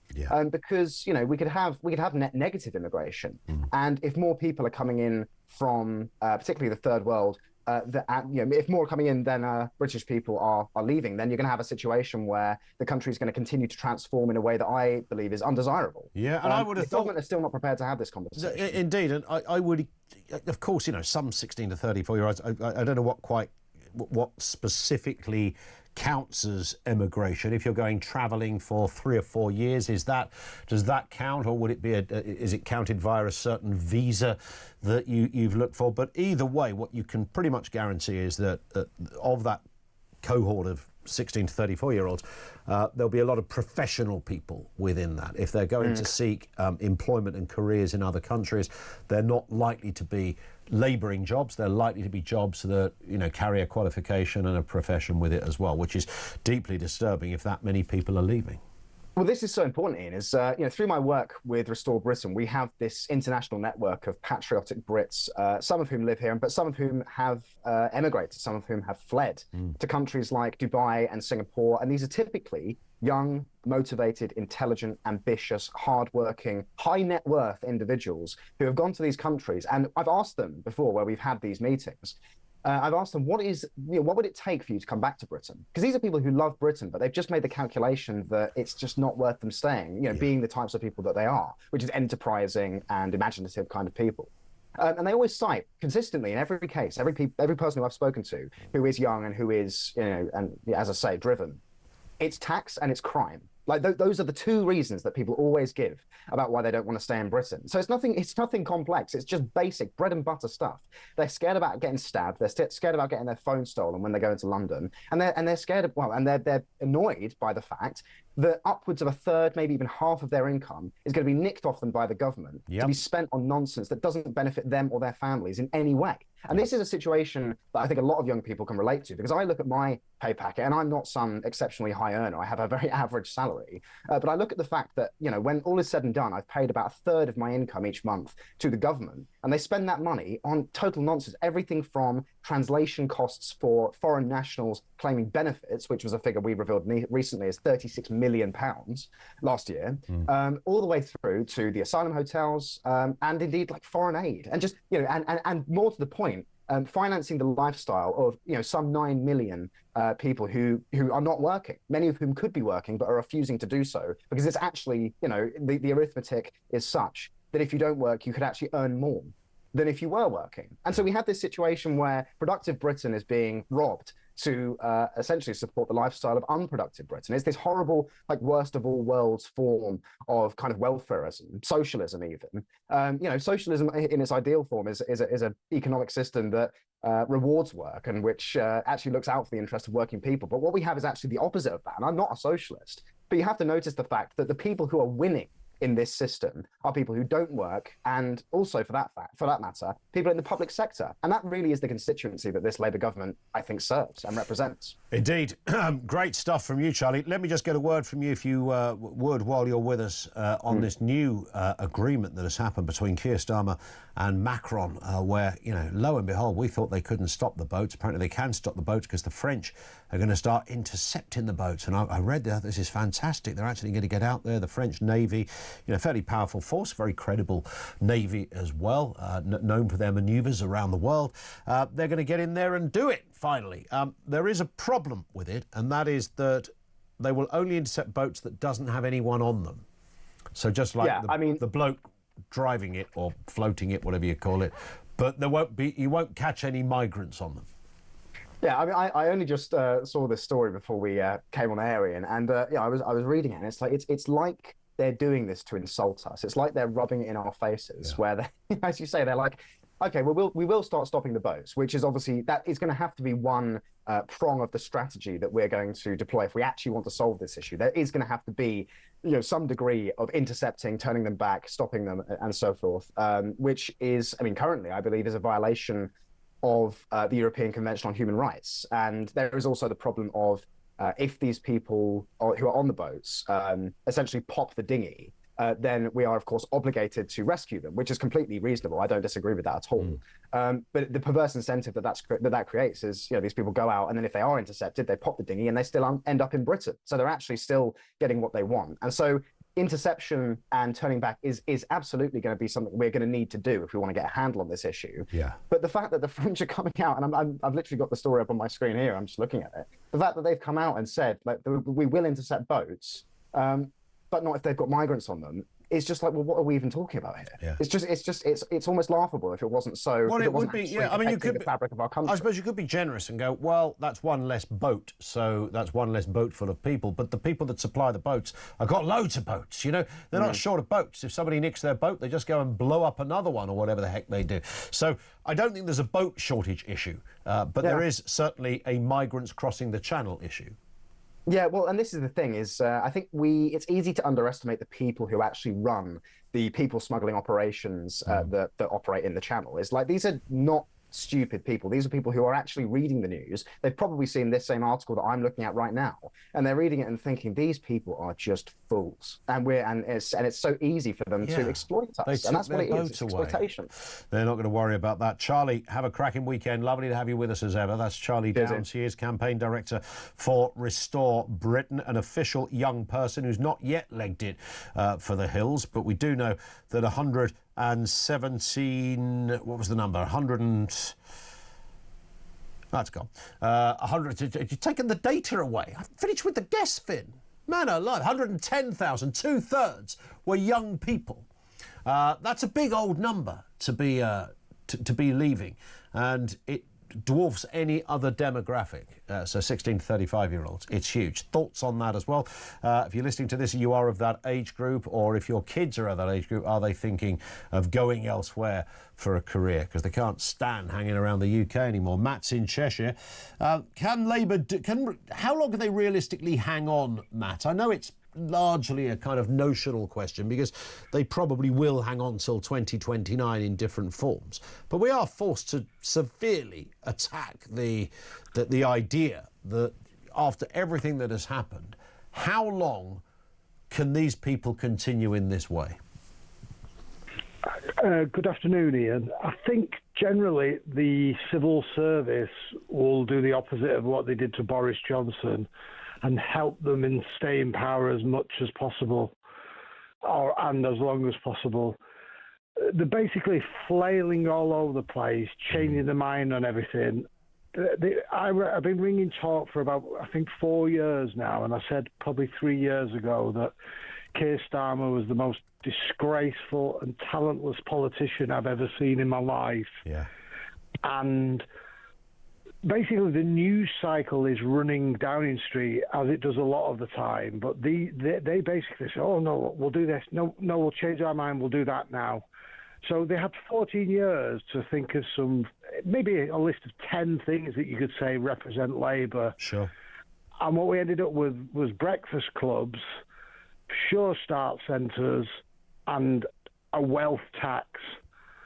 And now they've done all those things, they don't know what to do. They've had 18 months to think of some new ones, or 15 months, and they can't think of anything else because they are literally the most talentless, useless, pathetic, mindless people you could ever assemble in one room in your life. Is that something happens with politics? Because individually, I reckon if you had, I don't know, I'm thinking of some of the people in the Treasury, Darren Jones in the Treasury, even Keir Starmer, you know, as a fairly senior, very experienced legal man. If you had these people on your pub quiz, you'd probably do all right, actually, because you go, they're actually quite useful on some specific stuff. Something happens as a collective where it all goes horribly wrong. I've never worked out why that is or how that is, but there's something that happens when they all click together. I don't know about the pub quiz thing, Ian. I think culturally they get all that fed to them by their advisors.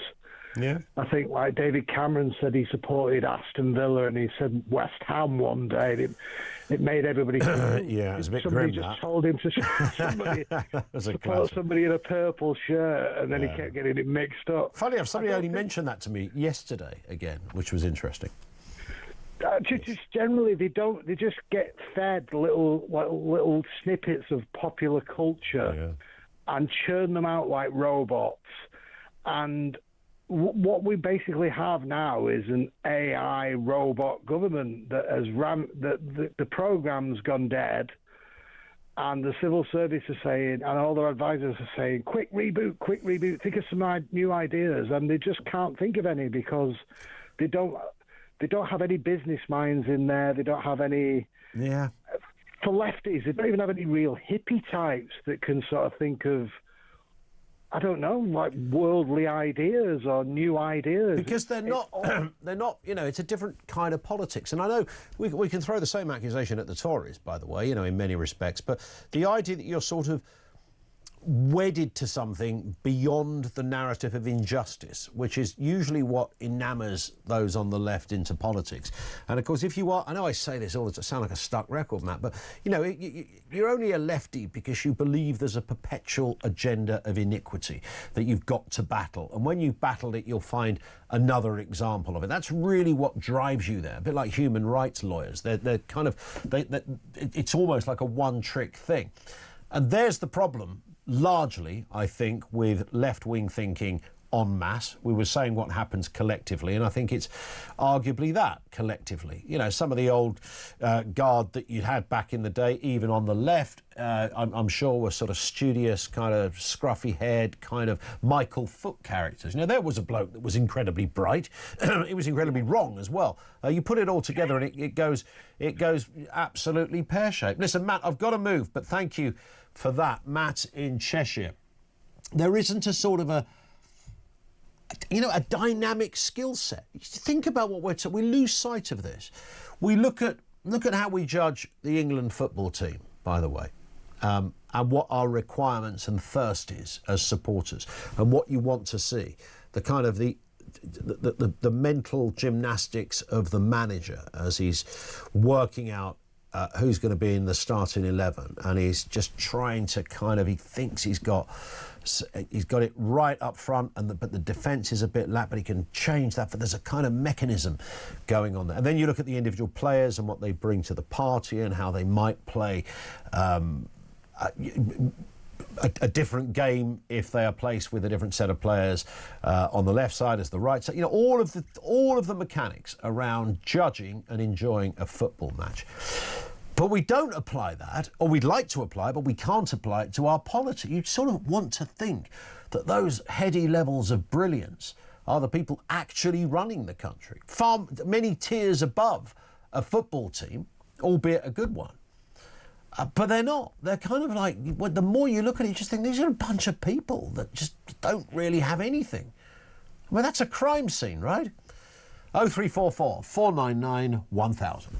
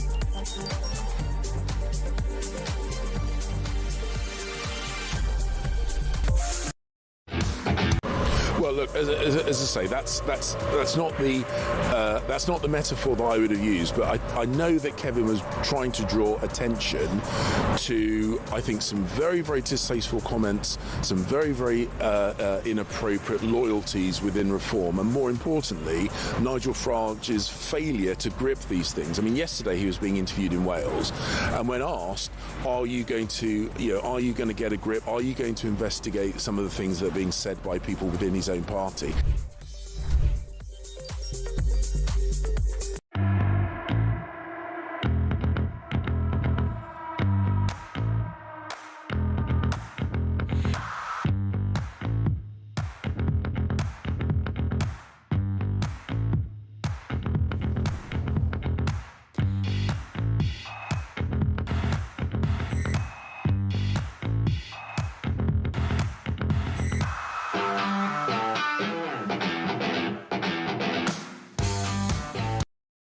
Across the UK, on DAB+, on YouTube, on your mobile, and on your side.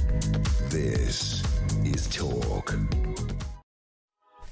This is Talk, 0344 499 1000. We're going to go back to some of your calls in just a second. First, some comments from you. Gary says, I didn't think your pub quiz team would do that well if Lammy was part of it. Do you remember him on Mastermind? Yes, of course. Actually, David Lammy did go on Mastermind, didn't he? And it was a fairly disastrous thing.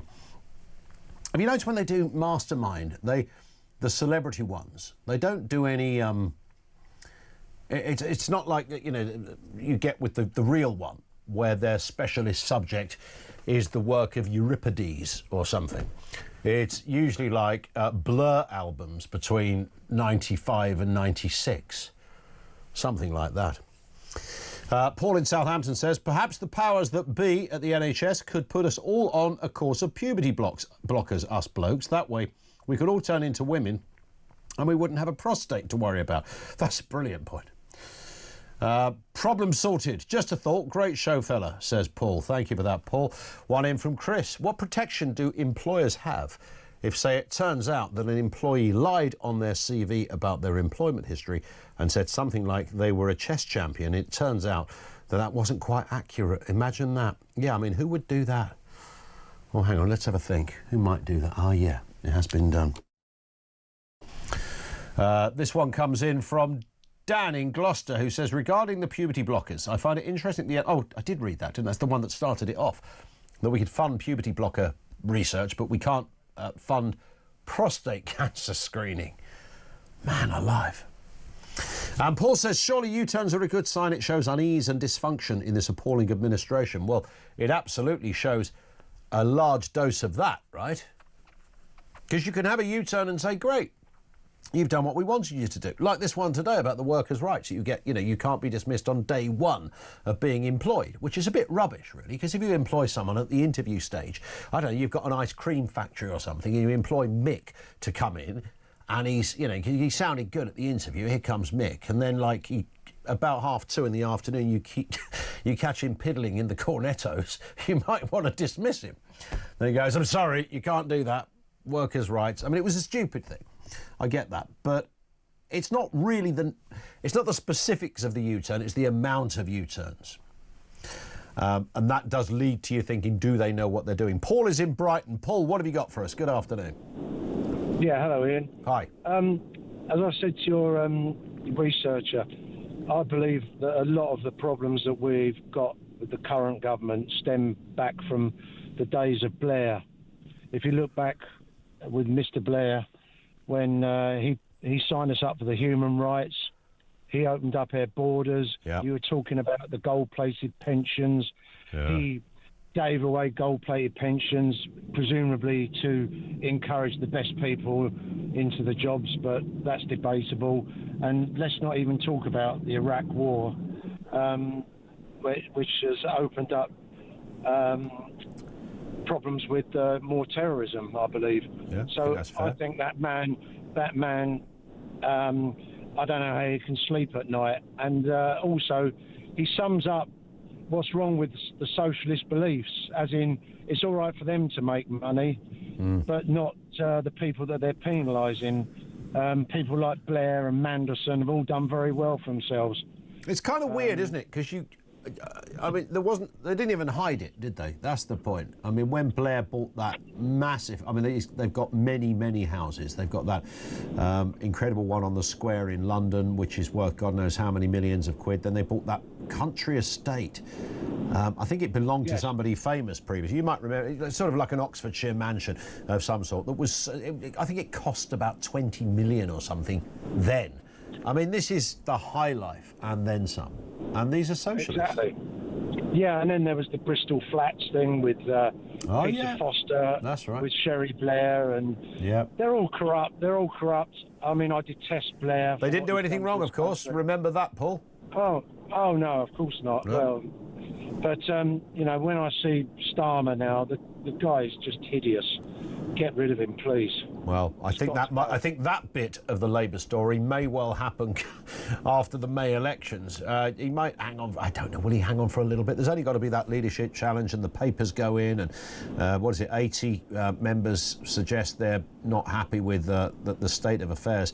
Paul, thank you very much indeed for that. Paul in Brighton. And look, we're not going to know what happens until May the 7th, whatever it is, next year. And that's not that far away, by the way, you know, just 20-odd weeks away, if you want to look at it like that. If the projections that are currently given for what's likely to take place, reform begin to run Wales, so they become a break-off government in their own right. Now, that's going to be a massive test for reform, of course. But just think about that. A party that currently has 5 MPs that didn't exist not too long ago are running taken over Wales, running Wales. Not the Tories, not the Lib Dems, but Reform UK. New party running the show. And then you've got the mayoralties, then all the other councillors. And then you've got what happens in Scotland. I don't think Reform will be running Scotland, but that's certainly that Labour will get an absolute kicking in Scotland as well. And when all the numbers are counted and everybody looks at the final result, Keir Starmer's got to stand up and say, yeah, I'm still your guiding light as a Prime Minister. I don't know how long is that sustainable for?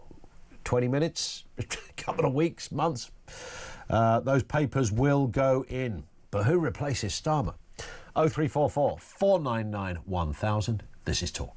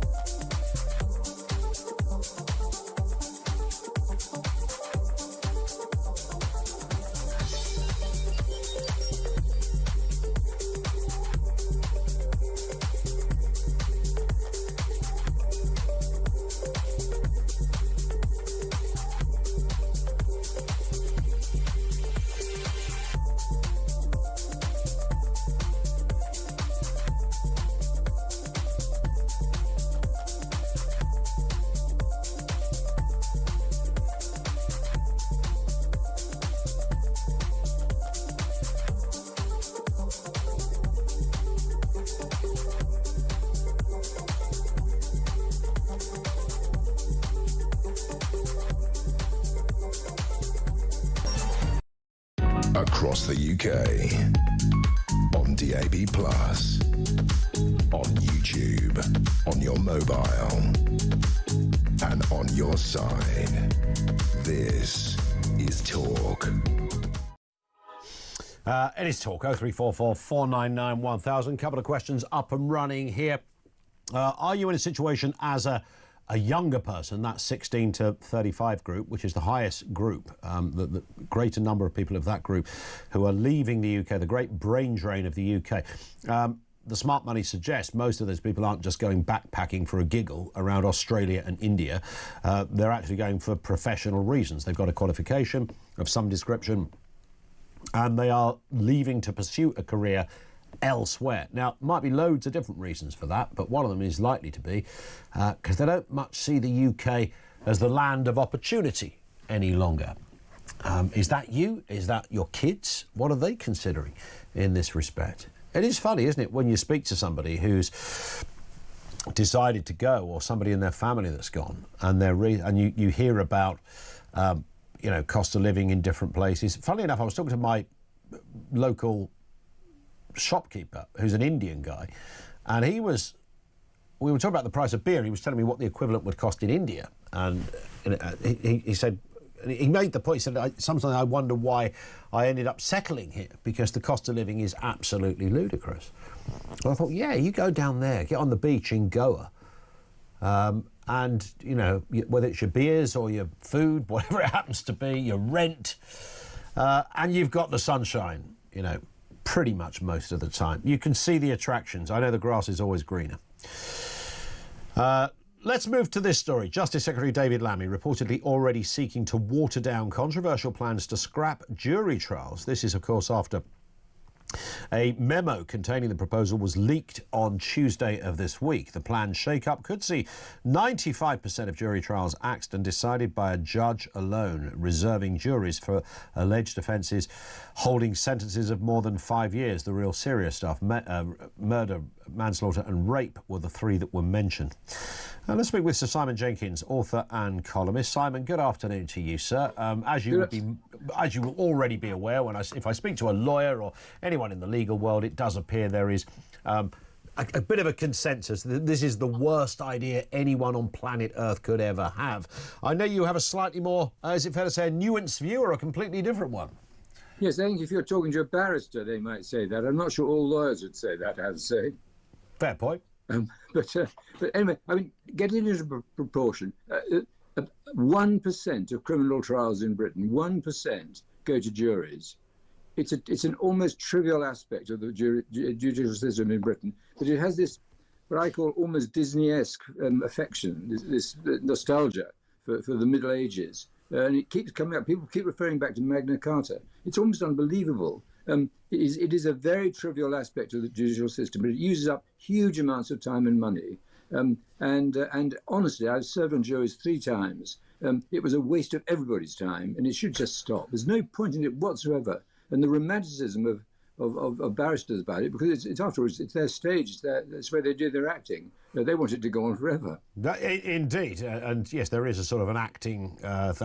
George Carman's name came into my head when you mentioned acting lawyers, because he almost had the Oscar in that respect. So there is something in that, but of course their argument is a little more, it's a little deeper and more intelligent, I would suggest, Simon, than that. They argue that actually when it comes to the details of law, that it's not for a judge to make that decision. That isn't their qualification. It is for your peers to look at the evidence, guided by a judge, of course. And the guidance, if it's good and the judge knows their stuff, and you certainly hope they do, then that will provide a more thorough form of justice via the conduit of your peers, not through just a qualified man in a wig, to coin a phrase. Well, if you'd met your peers sometimes in a jury room, I'm not sure you'd say that. Well, that's fair. I have to say, the exact parallel is in a hospital. If every time you had an operation, you put the decision of the judge of the doctors concerned to a jury in the waiting room outside to decide what operation should have, but you'd think that was completely crazy. Now, most justice decisions now are very complicated. They deal with matters of science, the science built into the evidence, matters of the nuance, all sorts of psychological factors as well. which don't get really aired in the kind of robust. I call it a sort of play acting of a courtroom where you have a person presenting the worst possible case and one other presenting the best possible case. You ask the audience to decide who won. It's a completely crazy way of proceeding. I mean, nowhere else in Europe does it, you know. I mean, we all behave as if the rest of Europe are barbaric. They don't have juries. They don't have juries, so they don't work. But they never have, and they have different systems, and they don't just have one man or woman sitting there deciding. There is invariably panels that look at these things. Would you be more in favour of something like that? Yes, I would. I tell you one thing. One of the consequences is that European justice is much fairer than ours. If for no other reason, far fewer people go to prison. We send more people to prison than anywhere else in Western Europe. The only other country that has juries like we have is America. They're crazy about juries, and it's collapsing. It's completely collapsing. 98% of trials now don't even go to court. They're decided in a meeting between a prosecutor counsel and a defence lawyer in front of a judge in private. It's not even open justice. It doesn't. The system does not work, and it's a tiny element in the judicial system anyway. And it doesn't need to go on. It really doesn't. I mean, you say it's a tiny element. It may well be, but of course, it's the element that deals with the most serious, egregious kind of cases. You know, horrendous acts of killing and rape and assault and robbery. I mean, the worst scenarios one can think in terms of criminality happen in a Crown Court for obvious reasons.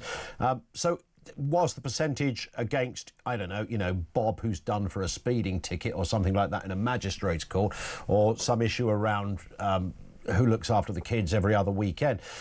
I understand there could be different persuasions on that, but the big stuff, the argument also seems to be, Simon, that actually what you get are people who are... The idea that 12 people are not in the judiciary, they're not part of the system, is the very essence of it, that it allows ordinary, quote, ordinary people to have a say on something when given and guided by the evidence. Well, I repeat, is that how you like an operation in a hospital? But there's not necessarily an equivalence on that, is there? There are different considerations. Well, I mean, the famous Channel 4 a jury trial they did last year, when they had two juries, and they totally disagreed. But the basis on which they disagreed was kind of almost vacuous. I mean, I've taken part in these. I mean, most of the people in the room don't know what on earth's going on. This is stupid. I'm not in favour of one judge, incidentally. There'd be a judge plus two assessors, and you get an appeal against it. It's not as if it's the end of the end of the day. To me, justice is about getting facts right and testing them when they're very complicated. This is an expert job, and the idea that it's the one area of the public sector, in a sense, where experts are considered inadequate and idiots not. And I'm amazed it survives at all. And it survives, frankly, because of the fanatical conservatism of the legal profession, that's all. Well, I'm sure there's something in that. And I guess with something like this was a leaked, you know, quote, leaked memo. You know how these things work. I mean, they're sort of put out there so that people like us chat about it and then they can test the water. David Lammy, I don't think for one moment came up with this as a sort of personal crusade. He'd previously spoken out very much in favour, and it looks as if, Simon, that this thing will either be watered down or won't happen at all. So we'll be back to the jury system. Well, it was caused by the Leveson report came out last year. Yeah. And there's a very senior judge, a member of the legal profession, I may say, and he came up with an excellent report. Making basically the case I've been made, and he thinks there should be three people rather than just one judge judging it. But ultimately, it's about what is the most efficient way of proceeding, and the jury system or the system in Britain is just broken down now. You cannot have people waiting for rape trials for 5 years. It's just inexcusable. Now, it may well be partly cost, but it is partly because of the amount of time taken to have a jury trial. It's 3 or 4 days, which needs 2 or 3 hours. It's absolutely crazy. I mean, I like people's affection for old things. I rather like old buildings. But old judicial processes really are out of date. And it seems, Simon, that when this idea was floated in this leaked memo, it wasn't really about a kind of philosophical shift in what is better. Rather, a way of getting the waiting list down, which may well be a good thing to get those lists down, but not perhaps done for a very different reason. Well, I mean, if you simply can't hold a trial because it's got so completely bunged up, it's a good reason for changing it. Yeah. I agree with you. It'd be nice to change it because it's wrong rather than because it costs money. But either way, it really ought to change. The system at the moment is justice denied. I mean, justice delayed is justice denied. And justice at the moment is being denied to thousands of people. It's quite wrong. Yeah, I think we can all agree on that. Simon, lovely to have you on with us. So we will speak again, I hope. Sir Simon Jenkins, author and columnist, with a very different view, but quite a compelling argument, really, when you look at the numbers that he cited. Only 1% of situations legally end up in a court that requires a jury. He believes much of this is the vanity of barristers who love to play to a jury. That's partly what they got into the gig for, so they can showcase their amazing legal brains to 12 good men and women sitting there. And it's, I think ultimately what Simon was saying is preposterous that the likes of me or you would be in charge of someone's destiny. More likely that it would be something that a legal brain would do. My fear with that, as I was trying to suggest to him about the sort of ordinariness that a punter can bring to it, I think the trouble is with judges and really experienced barristers is that they've done it so long that they can only really see through the prism of the legal bit rather than the human bit. And we had Chris Dorr, the barrister, on yesterday, and he was citing a case that he genuinely felt would not have gone the way it should have done had it been decided just by a judge. But it went to a jury, and the jury were able to kind of see the human side of it and really digest and soak in all of the human implications, which was important. And it is a, kind of a factor. Although often a judge will say, this is not about your emotions, this is about the law. Whereas a judge may just look at something and go, well, legally speaking, whether you like it or don't like, legally speaking, you've actually broken the law. So I can't then go, well, I'm not going to send you to jail because this particular offence carries 2 years in prison. And of course you would say, well, yeah, but what about the human aspect? Look at the terror this person had been put through. Look at what had happened in their life leading up to the offence. There are circumstances that led to this person committing the crime. So that would be the difficulty. But Simon's point was, well, you'd have two other judges there as well that would also be assisting on the decision-making process. 0344 499 1000. That is where you'll find us. More from you in a couple of moments. Continue as well on the jury issue, because that's always a great subject to talk about. How long can Labour realistically laugh? Well, they can't laugh at all at the moment. They're probably crying into their manifestos.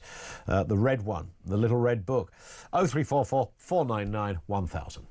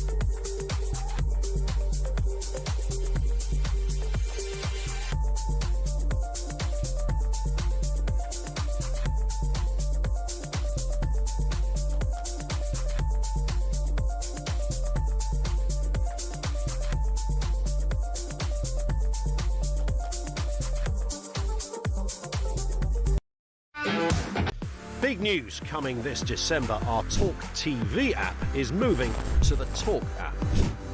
You can watch, catch up and listen to all your favourite shows and podcasts anytime, anywhere, all on the Talk app. From Monday, 1st of December, the talkTV app will no longer exist, so don't miss out. So head over to your App Store or Google Play and search Talk now.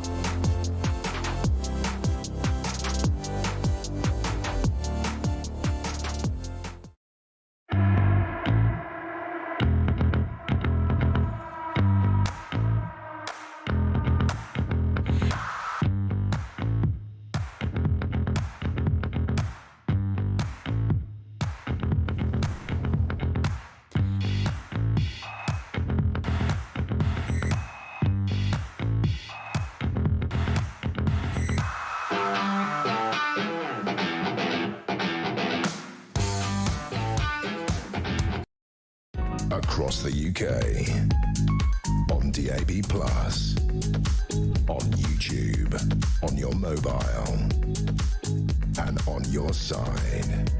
This is Talk. Tom says, Brexit. I don't know what that's in reference to, but he's put a link to the economic impacts of Brexit. The problem I have I'd love to be like, the absolute oracle on Brexit. There's always is the number a billion or is it 17 billion? I can't remember. It is argued we are worse off because of Brexit. But then, of course, you interview a different economist who will say that's absolutely nonsense. We can tear that apart any day of the week. That is not true. If you look at every single worst case scenario and imagine that's going to be replicated every year for the next 5 years, then yes, we are 17. But that isn't the reality of it. And there's it's the toing and froing of that. And I've never believed that this sort of one figure is the figure of how badly off we are.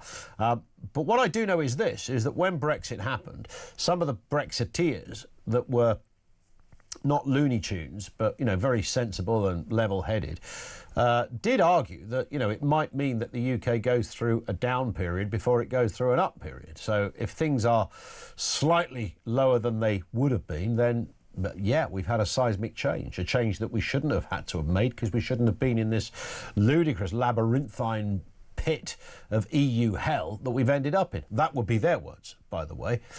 What we can all agree on is that the EU was much more than a trading bloc, and that's the bit that Remainers completely, absolutely criminally removed from the thinking. I mean, it was way beyond that. And if you look at the ambitions, particularly of France and Germany, there's almost no denial of that. We used to get into those debates, when somebody would say to a British politician, is this the start of the United States of Europe? Is that what this is heading towards, where there's one government? And, obviously a British politician would go, don't be stupid. No, it's not. You'd ask that of a German politician, they go, yes, it is, absolutely. I really hope it is and hope it happens sooner. That is the thinking, and that's the difference, which I think does put a different gloss on why some people would not want to be part of that, because that takes things from a business arrangement into a more domestic one where tentacles are appearing in all sorts of areas never previously imagined by anyone who voted back in the 70s or even 2016. So I think it's always far more nuanced than a headline either way, is the point. We'll go to your calls in just a second. Don't go away, Bernie and Ray. We've got the voice of doom. I think it's day 12 or something. Day 12, 13, day something like that. It's the mystery voice, but a political angle to it, of course. Young, old, left, white, black, white, male, female, could be anyone, but they are a politician. Dead or alive, who is this? Rightly and properly. It is a stinker. It's gone on for 12, 13 days.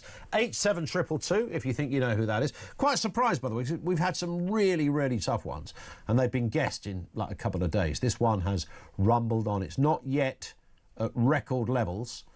We've got another week or two to go before it beats the record. Who is this? Rightly and properly. 87222, and if we get a right answer, we will tell you on the other side of the news if you know who this is. Rightly and properly. It's hard, but it's doable. Bernie in Surrey. How you doing, Bernie? I'm very well. How are you, Ian? Very good, thanks. On that issue of jury trials, what did you make of what our last guest said on this? I think he's missed some crucial points. Okay. I think it's fair to say there's an emotional angle to it, but I think that emotional angle comes from a good place. And the reason I say that is the jury trial system in the UK is the only thing that enables us to retain some individual sovereignty in the system that's left. I mean, he kept, and I'll expand on that in a minute. He kept talking about you would go to somebody, go to a member of the public when you were in a surgery or something for an opinion. Well, on that basis, we should get rid of the House of Parliament too, because that's just a theatre as well. So that's a very good point.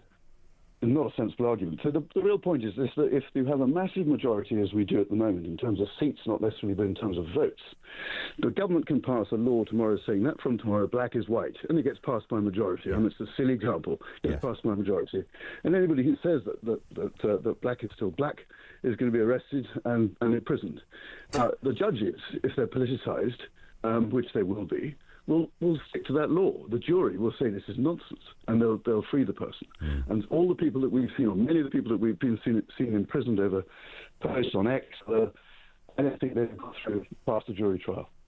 The jury would have acquitted them, and they certainly would have an influence also on the fairness of the. I mean, it is the judges who decide the term of imprisonment, but that will also help to influence that as well on a secondary point. It's a very good point. I mean, one of Simon Jenkins' points, Bernie, was that it is preposterous to ask the average person to be judging legalese and all the overarching complications and factors that might occur in a very serious trial. I mean, I think he's wrong on that, but that seems to be his contention. Well, I think he's wrong too. And if the law is so complicated that the average man in the street doesn't understand it, then it needs to be explained. Which is what the judge does, of course. Which is what the judge does, and what the judge should do. And if you go and ever defend yourself in a court without a lawyer, the judge takes account of the fact that you're not a qualified lawyer, and he gives you the ability to do that in the way that you can.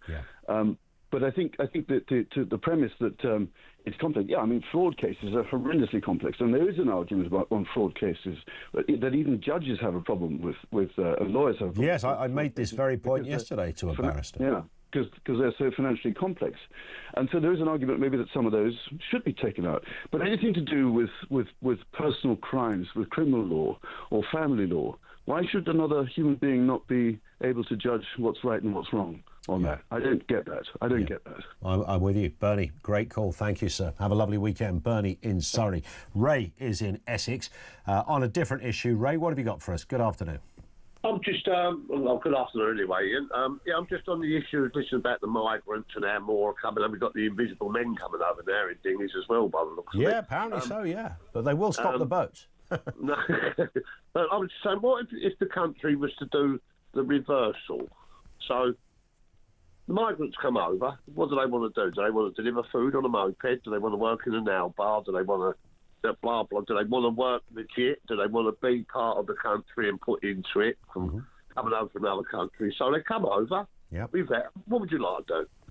Oh, I'd like to do working in the building industry. Okay, we've got no accommodation. You stay in that hotel we was going to give you free. You go on the sites and work for the minimum wage. You go back to that hotel. You give them £200 a week. You pay for your own food, and you'll still have £200 a week in your pocket.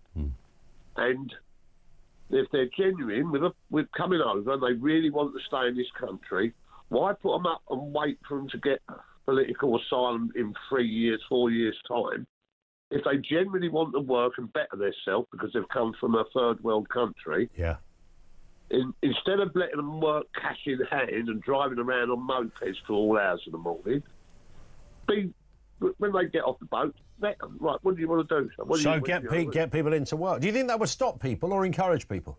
I think it will stop them. Yeah. So your contention that some people have no intention of getting into work. It's interesting that, because that is quite crucial to the divide on this one. How many of these people literally want to work, and how many people would rather retain the status quo of a hotel, warm bed and 3 meals a day? Listen, Ray, I've got to move. The news is upon us. Thank you, mate, for that. 0344 499 1000. Hopefully, I've got my fingers crossed. It's gone on too long. We'll get a winner on the Voice of Doom. That's if you can tell us who this is. Rightly and properly. 87222. We're going to be back with more of your calls and conversations on the other side of the news at 3, which is next.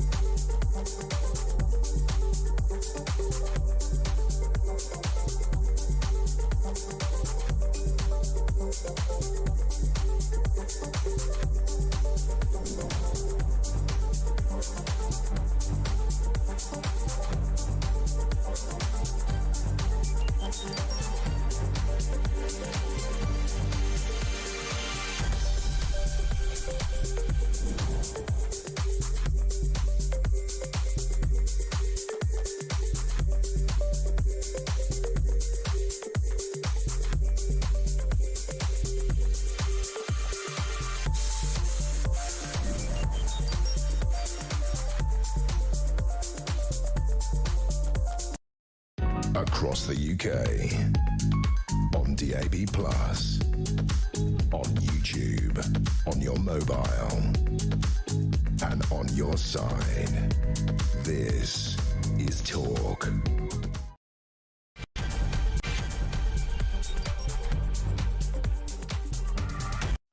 Ton of stuff going on this hour. We could talk about Keir Starmer. It's another U-turn. Now, you might congratulate a government on doing a U-turn. Does it mean they've listened and they've gone, OK, fair enough. How many have you got to do before you conclude, and I think quite reasonably, that they're an outfit that doesn't know what the hell they're doing? And I think that's the kind of territory we are in.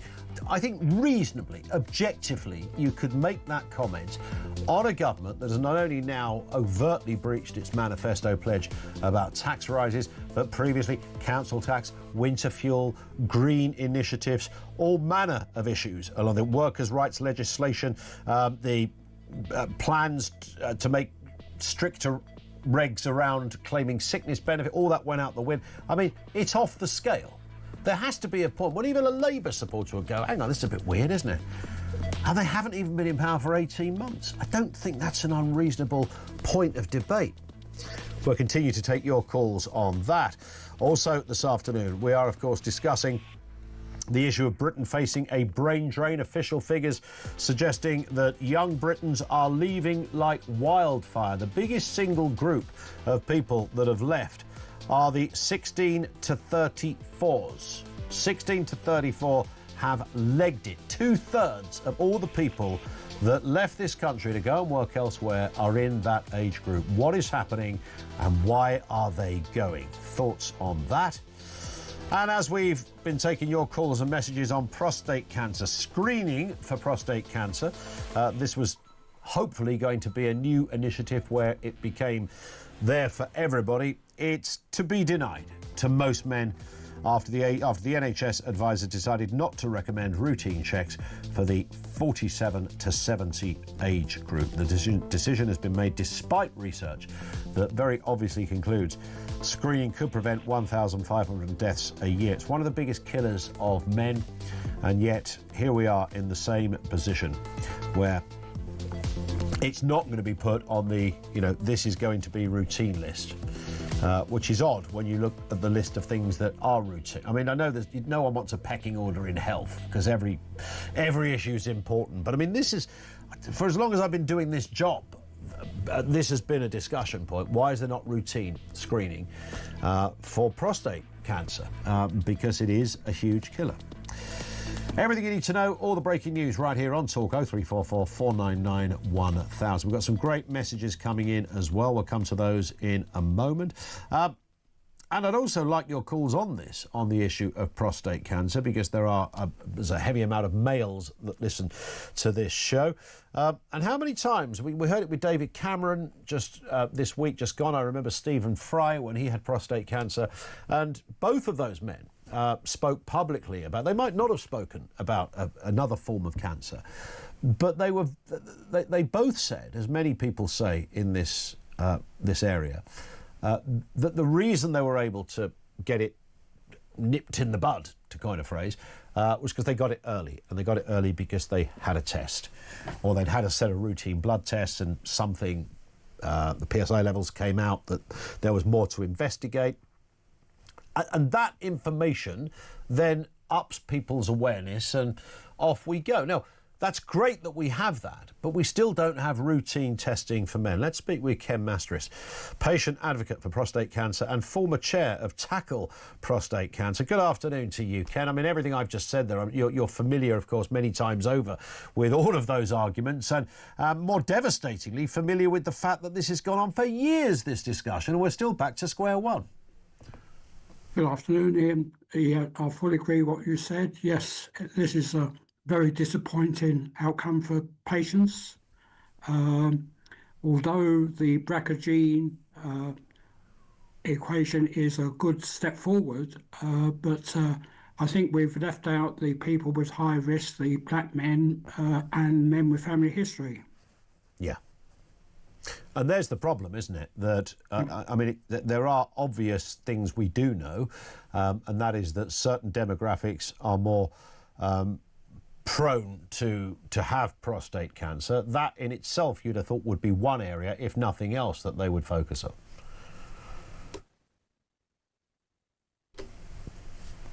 Yeah, fully support what you said, Ian.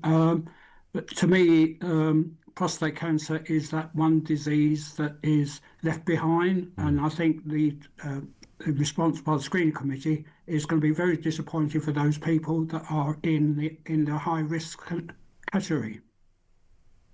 Is there a reason behind them? I mean, what as far as we can work out, Ken, I mean, and it's one of the biggest killers of men. We know that lives could be saved. What's the answer that comes back when it's discussed about, you know, the screening, and people say, no, we don't think we can do routine screening? What is their argument on this? Their argument it does more harm than good, and I believe with new diagnostic tools, I think the evidence has proven that that's not the case nowadays. Yeah. Well, we will watch with interest as to whether this... I mean, of course, people can go to the doctor and plead that they think there's something wrong, and, you know, that they need a blood test, or they'd like a blood test.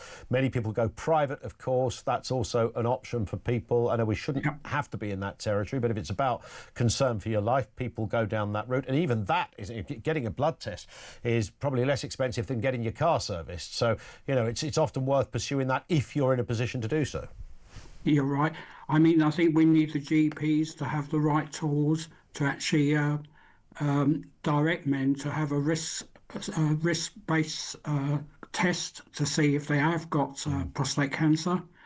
And getting a GP appointment is sometimes we men don't actually want to go to the GP. We sit back and we suffer.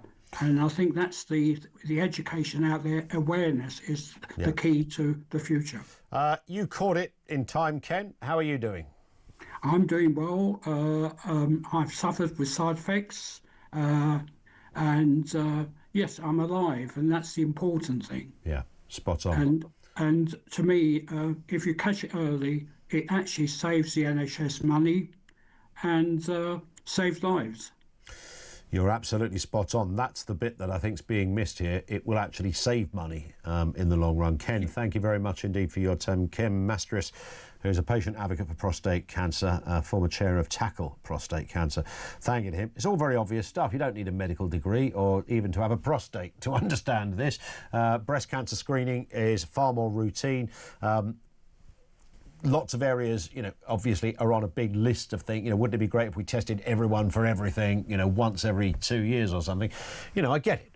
It's a judgment call. It's always going to be a judgment call. But this is a particular area that, of course, is for years been debated. And one of the sort of mad parts of the refusal here is that catching this early is so crucial, and the survival rate of prostate cancer, if caught at the right time, if caught early, are incredibly impressive,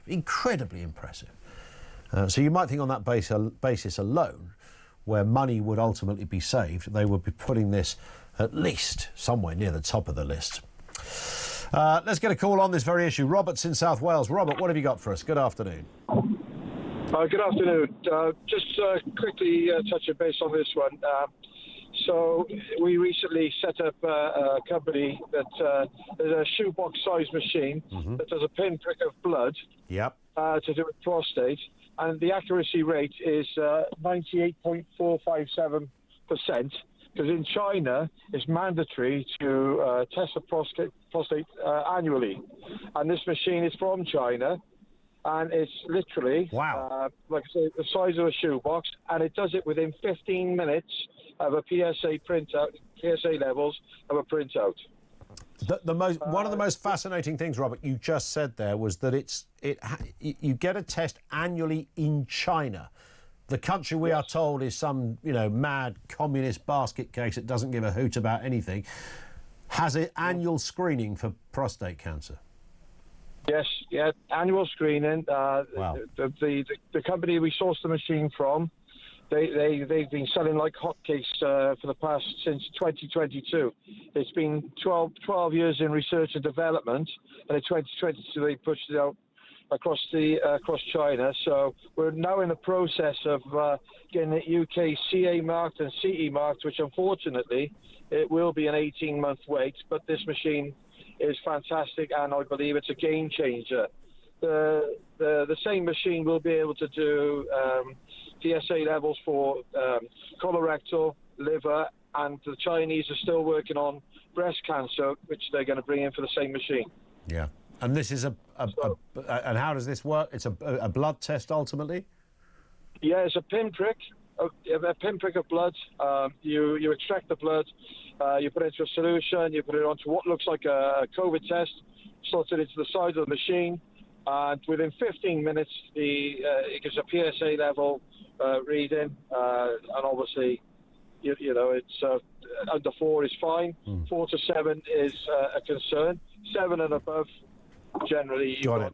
And is this done by a practitioner, or can you do this yourself? You can actually pinprick yourself, and then you know, you just follow the directions to implement it into the machine, and the reading is there. So you could buy the machine yourself? You could buy the machine, yeah. They are, you know, obviously the machines are quite expensive, but, you know, as I say, we set up a company and we're going through the UK CA marking and CE marking. Once that's progressed, in 18 months, well, within 18 months, they'll be out to market, the machine will. Wow. It's a fantastic machine. And they've, like I say, they spent 10 years in research and development manufacturing this machine with a 98.457% accuracy rate. That is extraordinary. That is phenomenal. Robert, great information. Thank you, mate, for that. Robert in South Wales. So there is kit out there that can do this. It's interesting. The Chinese thing is interesting. We were discussing earlier, weren't we, in the week about the Chinese impact of cars and the automotive industry, how it's essentially just going to be the greatest industrial disruptor model of anything that's ever been seen. And it'll just blow everybody out the water, and people will buy Chinese because it's half the price for a tasty-looking car. I mean, whether it falls apart when you get it down the road is another issue. They're not quite doing that. There are some people who are quite cynical. But then you look at medicine, and China dominating the world of medicine, and there's just one example. Gary is in Derbyshire on this same point, Gary, of prostate. What have you got for us? Hi. Yeah, basically, I was diagnosed. It were over 7. I was told we're not going to do anything. We'll see how it unfolds, and you may have 10 years. And so I overrode that. You don't have to go private. You can go self-funding, and you can go to an hospital. You can pay for what they call an in-depth MRI scan.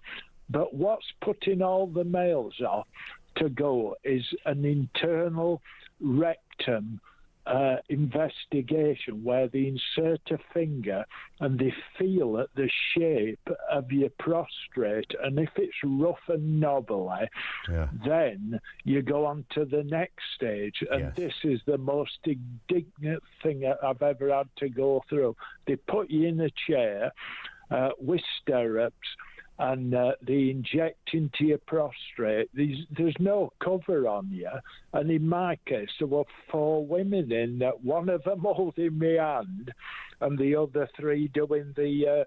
and then they shoot pellet, they take pellets out and send it off to be what they call it, to be analysed if you are... Right, if you're in that stage. Because there is a sort of basic check, right, which just your GP can do. It doesn't have to be 4 people and some pellets, or necessarily from stirrups either. But you're obviously talking about something that when your PSA levels... This was the biopsy. This was a biopsy, right? Okay, so they needed something from the prostate to... From the So this is the what they call it, stumbling block for men. I know friends who have spoken. Oh, I'd never go and have that check. You know, what do they do?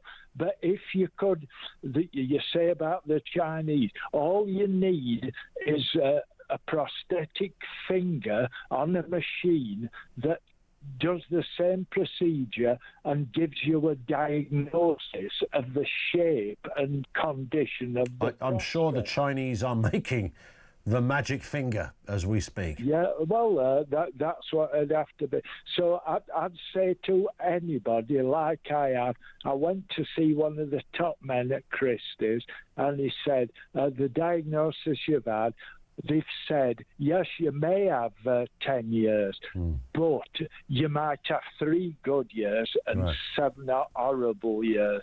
So don't take any notice of what they've told you what to do. Got it. Go and have radiotherapy. I had a month's radiotherapy every day. You have Saturday and Sunday off. Yeah. And I rung the bell at the end of it. And they were That's good for you. And you were talking about self-funding, which is where you can use the NHS, but you just fund it yourself rather than... I funded it myself, and then the NHS and Christie's took over.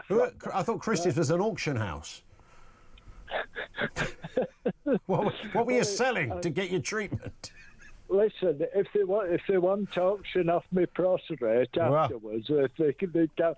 But what I'm saying is, do whatever it takes. If you have to pay to have this, and the in-depth, I'll give you the figures. An in-depth 2-stage MRI scan was £940. The top man specialist who took me under his wing, it was £300 to see him. And then my consultant urologist was £180. And I see him every 6 months now. Well, I'll tell you what, it was worth it. Of course it's money well spent. I always make the analogy, to be honest, you'd spend more money on your car getting repaired, Gary, you know. Well, and we don't grumble about that, do we? I'd recommend it to... Listen, take a bank loan now.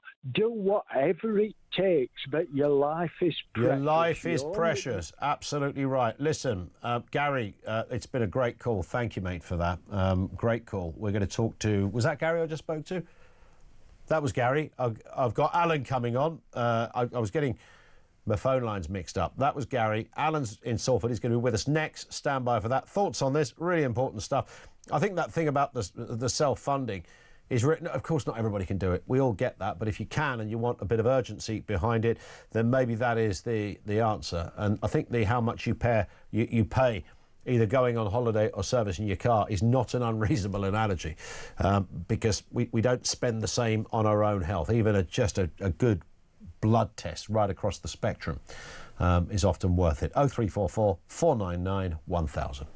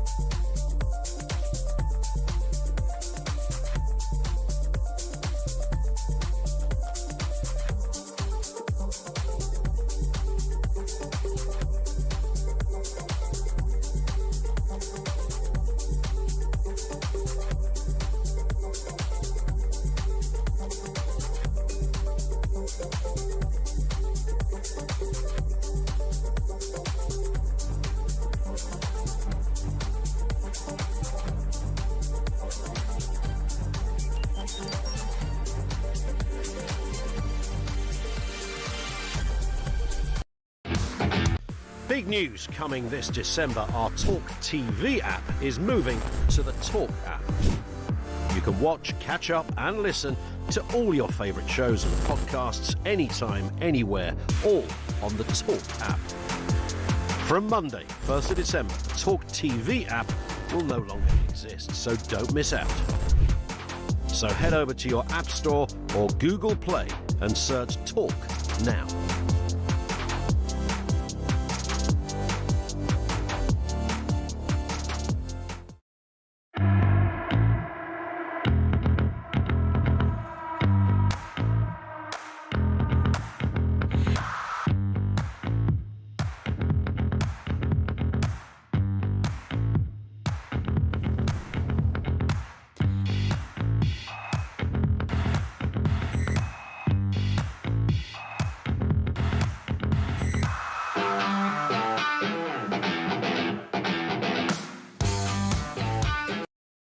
Across the UK, on DAB+, on YouTube, on your mobile, and on your side. This is Talk. It is Talk. Back to your calls. Alan in Salford. Alan, hi. Hello, Ian. Hi, Yeah, what have you got for us? That nice old guy talking about the stirrups and stuff like that. I know, it was all about the stirrups. He went for the full description. He actually educated me. He said that was a biopsy. Well, I had a biopsy when I was 64 and I'm 72 now. Yeah. I've had prostate cancer for 8 years. And what they do, they put you on mine was 11 when I first got it, 11, the PSA.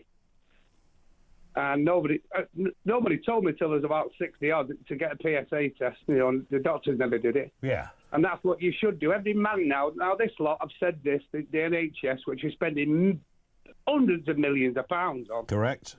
Won't do this for guys. I've had to tell fellas, go and have a PSA test. And they say, what's that? I say, for the prostate, you're 50 odd, you're 60. Get it done. Don't be bleeding stupid. It's a killer. It's the biggest killer we've ever had. One of the biggest killers and one of the easiest things to cure if you get it sorted. And that's the that's the crazy thing. They have active surveillance. Every year I've been going. Actually, I had a biopsy. That was 8 years ago. Yep. And I have got, low, I'd say low. Still got cancer in there on my old prostate. I wanted it out. But he said, no, everything, just carry on. My PSA's dropped now to about 5 or 6. It just jumped up a bit. Yeah. So they keep their eye on it, but you're okay. Well, I feel all right, Apart from it's being in there, I want it out, but they won't take it out. So they won't take it out because they can treat it. Is that their thinking? Well, that's it, yeah. He said they can have all sorts of things like incontinence and all that, which I don't want now. No. But, they have a robot now. Apparently, they have a robot that goes in and sorts it out. As funny as it sounds. But, sure. not a little fella with arms that are lighting up, proper some machine. Well, I'm sure something lights up. You'd hope so. Yeah, just hoping it's not your eyes. I've had all the rubber gloves snapping and fingers running about round me, and I didn't like it. But I told them, I'm not having a biopsy unless I'm put to sleep. But I've had an heart operation, you see, and they didn't want to do it. And I think it's just an excuse because, it's extra time. It's easier to get the stirrups up and for women to have a look at you than get you on the bed and get it out. It's funny, isn't it? How only blokes can talk about this particular cancer in this way, with because we do laugh and giggle about it a bit. Well, and the process, and I've had a test which involved obviously the invasive bit. And I had that part of a routine medical. The worst part for me is that I didn't know I was going to have it. Because I didn't know this was going to be part of the routine. And well, the main thing is but apparently now the PSA test is not good enough. They told me now the cardiologist, oncologist, is that something? Yeah. Oncology, if I had the money, if I won a few quid on the lottery, I'd try and have it out, Well, but, the medics might have good reason, for not doing that. Well, but I'm not... Yeah, I hear what you're saying. Listen, Alan. The MRI scan sees the size of it for me, which is great. Yeah, I've not been for a year. I think this is my third MRI in 8 years. Yeah. Which I'm very pleased with. At least the MRI can see how big, if it's getting any bigger. Well, of course it can. So it's not as if you've been left, to kind of deal with it. You call it active surveillance. I've been going on for 8 years. Active surveillance. I love that. Active surveillance. Yeah. I don't know how to just put the sort of CSI of the bottom world. Yeah. They're absolutely on it. I love it. I love it. Tell you this though. Go on. Can I just tell you this? The father-in-law got it. He's been dead a while now. He got it at nearly 80. He didn't know he had it. And listen to this, it's true. It ate his pelvis away, the cancer. It was awful. Wow. And they actually put a new hip in for him and everything in the hospital at 80. But it ate his pelvis away, his bones. Yeah. So, there's the bad side. Well, there is the bad side, which brings us back to where we sort of started about getting tested early and making sure, and if it means you've got to get to the doctor and insist on it, then do it. I can't understand, millions of pounds are spending on, and rates of accounts to just give more money to the National Health. What is it? Didn't they need more DEI inspectors and net zero inspectors in the NHS now? It's scandalous. It is indeed. Listen, Alan, thank you very much. I wish you well. It sounds like you're doing great as well. Trev in Milton Keynes says, I went to have my prostate checked by my GP. I was ready for the procedure and the GP said, now then, Greg, I know it's your first time. Try not to get an erection. So I said to him, my name's Trevor, not Greg. To which he said, I know, my name's Greg. Sorry, he said, trying to lighten things up.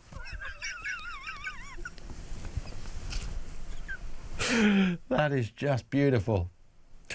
That is... I can't carry on after that. That's absolutely stunning. We're going to have to take a break. This is Talk.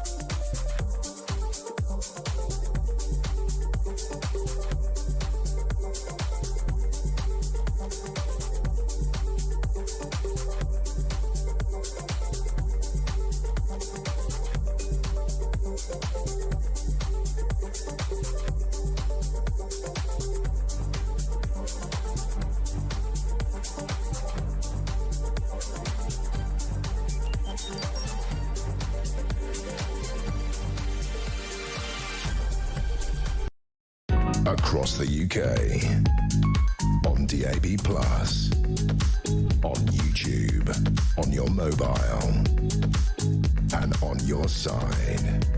This is Talk. And to your calls in just a moment. Let's bring you the latest on this. The United States apparently poised to recognise Russia's control of Crimea and other occupied Ukrainian territories to clinch a war-ending deal, with Donald Trump sending peace envoy Steve Witkoff and Jared Kushner to Moscow to make this offer, breaking diplomatic convention and likely to proceed despite European allies' concerns. Let's get a word with Peter Conradi, Europe editor at the Sunday Times. Peter, good afternoon to you. Look, there's always a moment when we hear, oh, the war might stop, we go, hooray, and then we look at the T's and C's and realise, this is a little more complex. And this really takes it to, perhaps not surprising, it is Mr. Trump we're talking about here, but it certainly takes it to rather breathtaking levels. It does indeed. I mean, it's a hugely complicated conflict to resolve. And I mean, you know as well as I do that what Donald Trump loves is simple solutions. Yeah. And so, you know, to track back a little bit, what we've had is the first negotiation essentially of a peace plan between the Americans and the Russians. Then you've had a sort of which about 10 days, I suppose, ago now. Then you had a kind of a renegotiation of it with the Europeans involved. You've got the Ukrainians also who've been sort of trying to renegotiate it and so on. And, you know, we appeared to be sort of going backwards and forwards or round in circles or whatever. Yeah. And, you know, if these reports are true, and they're sort of, it's just so far, I think, one newspaper that's carrying it, you know, Trump maybe is thinking in a typical Trumpy kind of way, right, we've got to break out of this, let's move forward. And he's sending off Steve Witkoff, his peace envoy, and also keeping it in the family, as always the case with Trump, yes. His son-in-law, Jared Kushner, to go and meet Putin and clearly to put a version of the plan to him. I mean, to put it in, you know, obvious, fairly crass layman's terms here, Peter, I mean, this is the leader of one country giving away territory of another country to someone who runs another country. I mean, that's broadly what we're talking about here. Yeah, exactly. It's like us, you know, maybe giving Germany a bit of France or something. Yeah. No, I mean, it just shows how extraordinary, I suppose, you know, foreign policy has become under Donald Trump. Because, you know, America is part of NATO, and before Trump came along, essentially this was, you know, this was a conflict between NATO kind of backing Ukraine against Russia. Yeah. Now we've had a situation where America is sort of trying to set itself up as a kind of almost an honest broker or not so honest broker between Russia and Ukraine. But, you know, I mean, it is absolutely extraordinary. I mean, you know, we don't quite know what is in the American proposal. I mean, I think the interesting thing is that, you know, the sort of top line almost is that, you know, it will include a recognition of Crimea and of the other occupied territories. So, you know, Crimea, to sort of, again, to roll back a bit, Crimea has been held by the Russians since 2014, and they formally annexed it in 2014. Then you have the other parts of kind of Ukraine proper, the east of Ukraine, the Donbass or whatever, which Russia has been holding bits of and has been fighting over ever since, but which, again, it formally annexed 4 regions of the East in 2022. And, you know, no one among the Western countries certainly has formally recognized Russia's possession either of Crimea or of these other ones. And if Trump really is going to recognize that is a huge step. That's, you know, a direct reward to Putin, saying, right, essentially, you can go and grab somewhere and we'll formally recognise your right to have grabbed it. And, of course, a very different position, a starkly different position for that of European leaders. I'm thinking of Macron and Starmer and the Schultz and the like, who have, you know, clearly geographically a greater sort of in on the story in that respect, I suppose. But certainly the coalition of the willing, as I believe they refer to themselves as, will... one would have thought, based on what we're hearing here, Peter, be fuming to hear this. Yeah, they'll be fuming, but I fear Trump's response will be basically, well, you know, fume away. What are you going to do about it? Yeah. You know, the reality is that the Ukrainians are very, very dependent on the Americans for weaponry and from intelligence. What's happened with the weapons now is essentially we, the Europeans, Britain and the EU, are paying for the weapons that go to Ukraine, even though they're American weapons. So that's a win for Trump, and at least Ukraine is still getting its weapons. But the key thing is American intelligence. And, for the Ukrainians, the dangerous situation is that basically Trump does a deal with Putin, and as part of this, Trump withdraws all-important American intelligence information from the Ukrainians, which is really useful for them when they're sort of striking into Russian territory. And if that happens, then, the Ukrainians are really lost. Yeah, completely. And I guess, you sort of alluded to it, Peter, at the beginning. The kind of person that Trump is, he just loses his patience. I would imagine he doesn't rate Zelensky very much, probably thinks he's a, quote, strange little man and all the rest of it. And, of course, he's got some skeletons knocking around. I'll come to one of those in just a second. And Trump is kind of at the end of his tether. Look, it's a war. Get over it. You've got to sort yourselves out. Sort it out. Give him a bit of land, for goodness sake. Sort it and go and have a nice night's sleep. He's very simplistic in that respect, and I don't think that assessment is probably far off what he was thinking in the Oval Office. No, you're absolutely right. I mean, he came to power claiming that he would solve the world's conflicts. And again, we always get this line that he keeps repeating: if I had been president, this would never have happened in the first place. So that's his starting point. This was somehow an unnecessary war. We in Britain, I think people in Europe, see this as being essentially an unprovoked Russian attack on Ukraine. Trump just sees it as a dispute between two distant countries that is somehow getting in the way of his desire to do business with the Russians. And I think that, that's another important element in this. Trump somehow, wearing his businessman hat, which he's certainly never taken off since he got into the White House. He sees Russia as a place where America can do deals, and, where the Trump family and the Trump extended family can do personal financial deals. And so he just wants to get this, what for him is just sort of an inconvenience out of the way, so he can get on with sort of divvying up all sorts of stuff with Putin. Just some news that's broken in the last few moments. Ukrainian President Zelensky's chief of staff, Andriy Yermak, has resigned following an anti-corruption raid on his home. He'd been under increasing pressure on this. Do we write that off as a domestic issue for Ukraine, or does that in any way feed into this wider story in any respect, do you sense, Peter? Oh no, that is hugely significant, because Andriy Yermak is very much Zelensky's right-hand man. He's been with him since the very beginning, even before he became president. And there was talk that Zelensky was going to be going to America at some stage, and also that a Ukrainian delegation was going to go to Florida, and Yermak was going to be leading that delegation.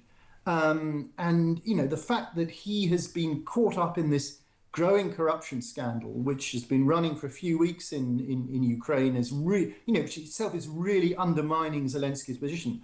The fact that is now, led him to resign. He's no longer going to be leading those negotiations. It's just another bit of bad news for Zelensky, unfortunately. Yeah, indeed. And feeds perhaps into Trump's exasperated position. Well, they're all a bunch of corrupt what's-its down there, so, what does it matter if we give a bit of land away? And again, back to simplicity. Precisely, yeah. Worst of both worlds, really. Yeah, absolutely. Peter, thank you for your time. Really appreciate that. Peter Conradi, Europe editor at the Sunday Times. Thank you to him. Great comments there, and that's how it's looking at the moment. That's how it's looking at the moment.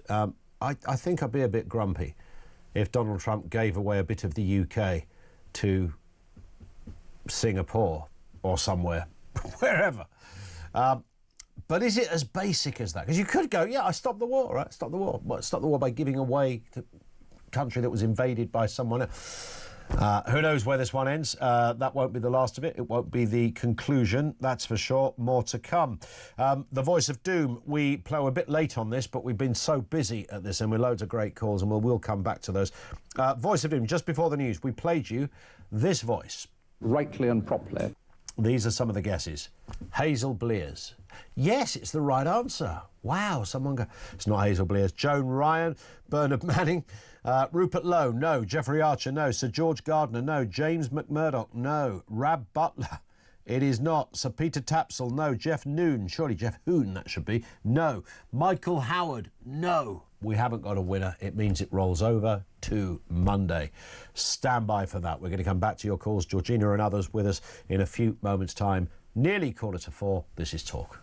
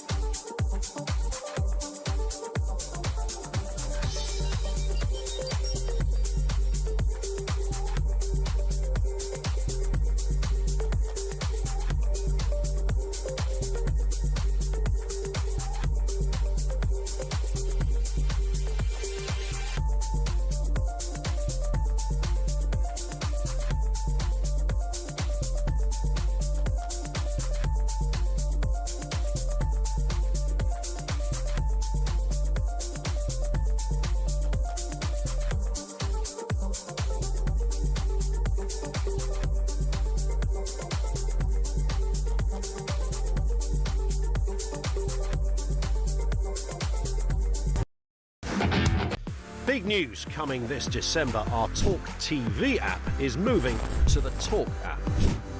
You can watch, catch up and listen to all your favourite shows and podcasts anytime, anywhere, all on the Talk app.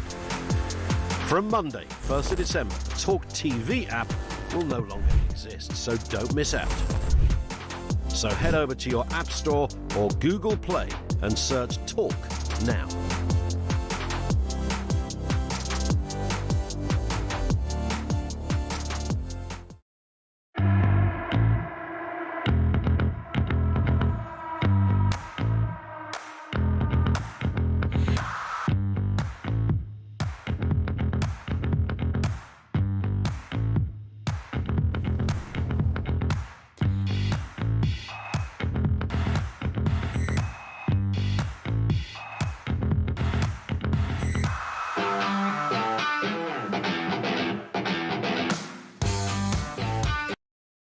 Across the UK, on DAB+, on YouTube, on your mobile, and on your side.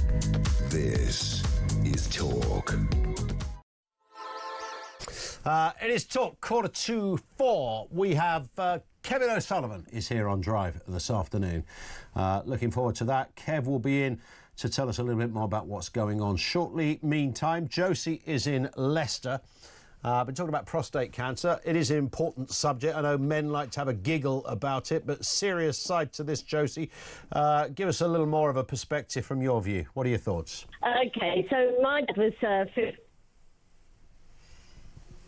prostate cancer. Sorry, Josie, your line cut out there just at the crucial moment. You said you were talking about your dad. Yes. He got prostate cancer at the age of 59, yeah, and it gave him 20. I'll tell you what we're going to do, Josie. We're going to try and get you back on a better line, because your line is not just glitching, but completely cutting out. Mark's in Wolverhampton on the same issue. Mark, what have you got for us? Afternoon to you. Afternoon, Ian. Just to let you know, I've had quite a good response off the NHS regards to treatment for prostate issues. Yeah. I am disappointed by the announcement they're not going to put it through to a national screening programme. Women have had cervical cancer and breast screening for a number of years for preventative reasons. The reason I first went to there, my father had got prostate. My late father got prostate issues, so I just went for a blood test. They found out I had a count of 5.6 on my PSA. I wasn't particularly worried. 6 months later, I had another blood test. It went up to 9. Went in for an MRI scan and found out my prostate was 3 times the normal size. Wow. That will give you other readings. Now, for some reason, it was sort of 12 months. I had to chase them up, and I said, I've heard nothing for 12 months. I had another PSA test. It was up to 12.5. God. So I've just had my second biopsies done, and I'm waiting for the results. I should get them by next week. But I would say to any men, if you get any problems, you joke about it, you're thinking, I'm always going to the toilet and a wee. The worst thing for me, socially-wise, is I can't get to the pub and have 3 or 4 pints. They make a joke of saying, do you want me to bring the pint to the toilet for you? So you will literally be there every, 5 minutes? No, not every 5 minutes, but once, most of the times I have soft drinks anyway, but after a couple of pints, it's like, every 10 minutes, I'm going to go to the loo. Don't a lot of guys, they always talk about, breaking the seal and all the rest of it. Yeah. Once you've had your first wee after a few pints, you can't stop. Yeah, but I'm always in envy of blokes that just sit there all night and don't go to the loo. Oh, yeah, it is jealous. And we do make a laugh of it, and out the 4 of us who go out every Thursday, another one of them, he went for another PSA test. He's found out he's got prostate issues as well. Right. So it's common enough for you in your own circle of friends, for 2 of you, to have issues in this area? Yes. I mean, that would be, you'd think, I know it's anecdotal, but, you'd think statistically that would be pretty rare. Yeah. Which shows there's a problem there that needs a bit more support from the government. Yeah, I think it should be a national screening. If people choose not to go and have a PSA test for whatever reason, that's their choice. Of course it is. But if it was offered, I think most men over the age of 50 or 55, whatever their age... Do you sense... they often say, I'm sure you've heard this said, Mark, that, older guys might die and never know they had prostate cancer because if it's a slow-growing form... never caused them any particular problems.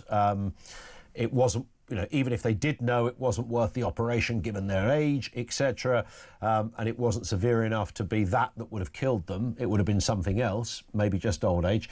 Is the problem with screening is that they might just discover there's a lot more people with it, or maybe just a lot more people need other forms of treatment?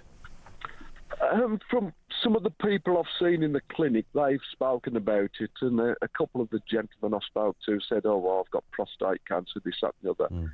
I said, what are they doing? Oh, they're giving me some radio treatments, therapy, this, that and the other. But the doctor has told me there's no need to operate, and he jokingly said, you'll die of old age before that kills you. See, that's... But it's finding out which cancer you've got. Yeah.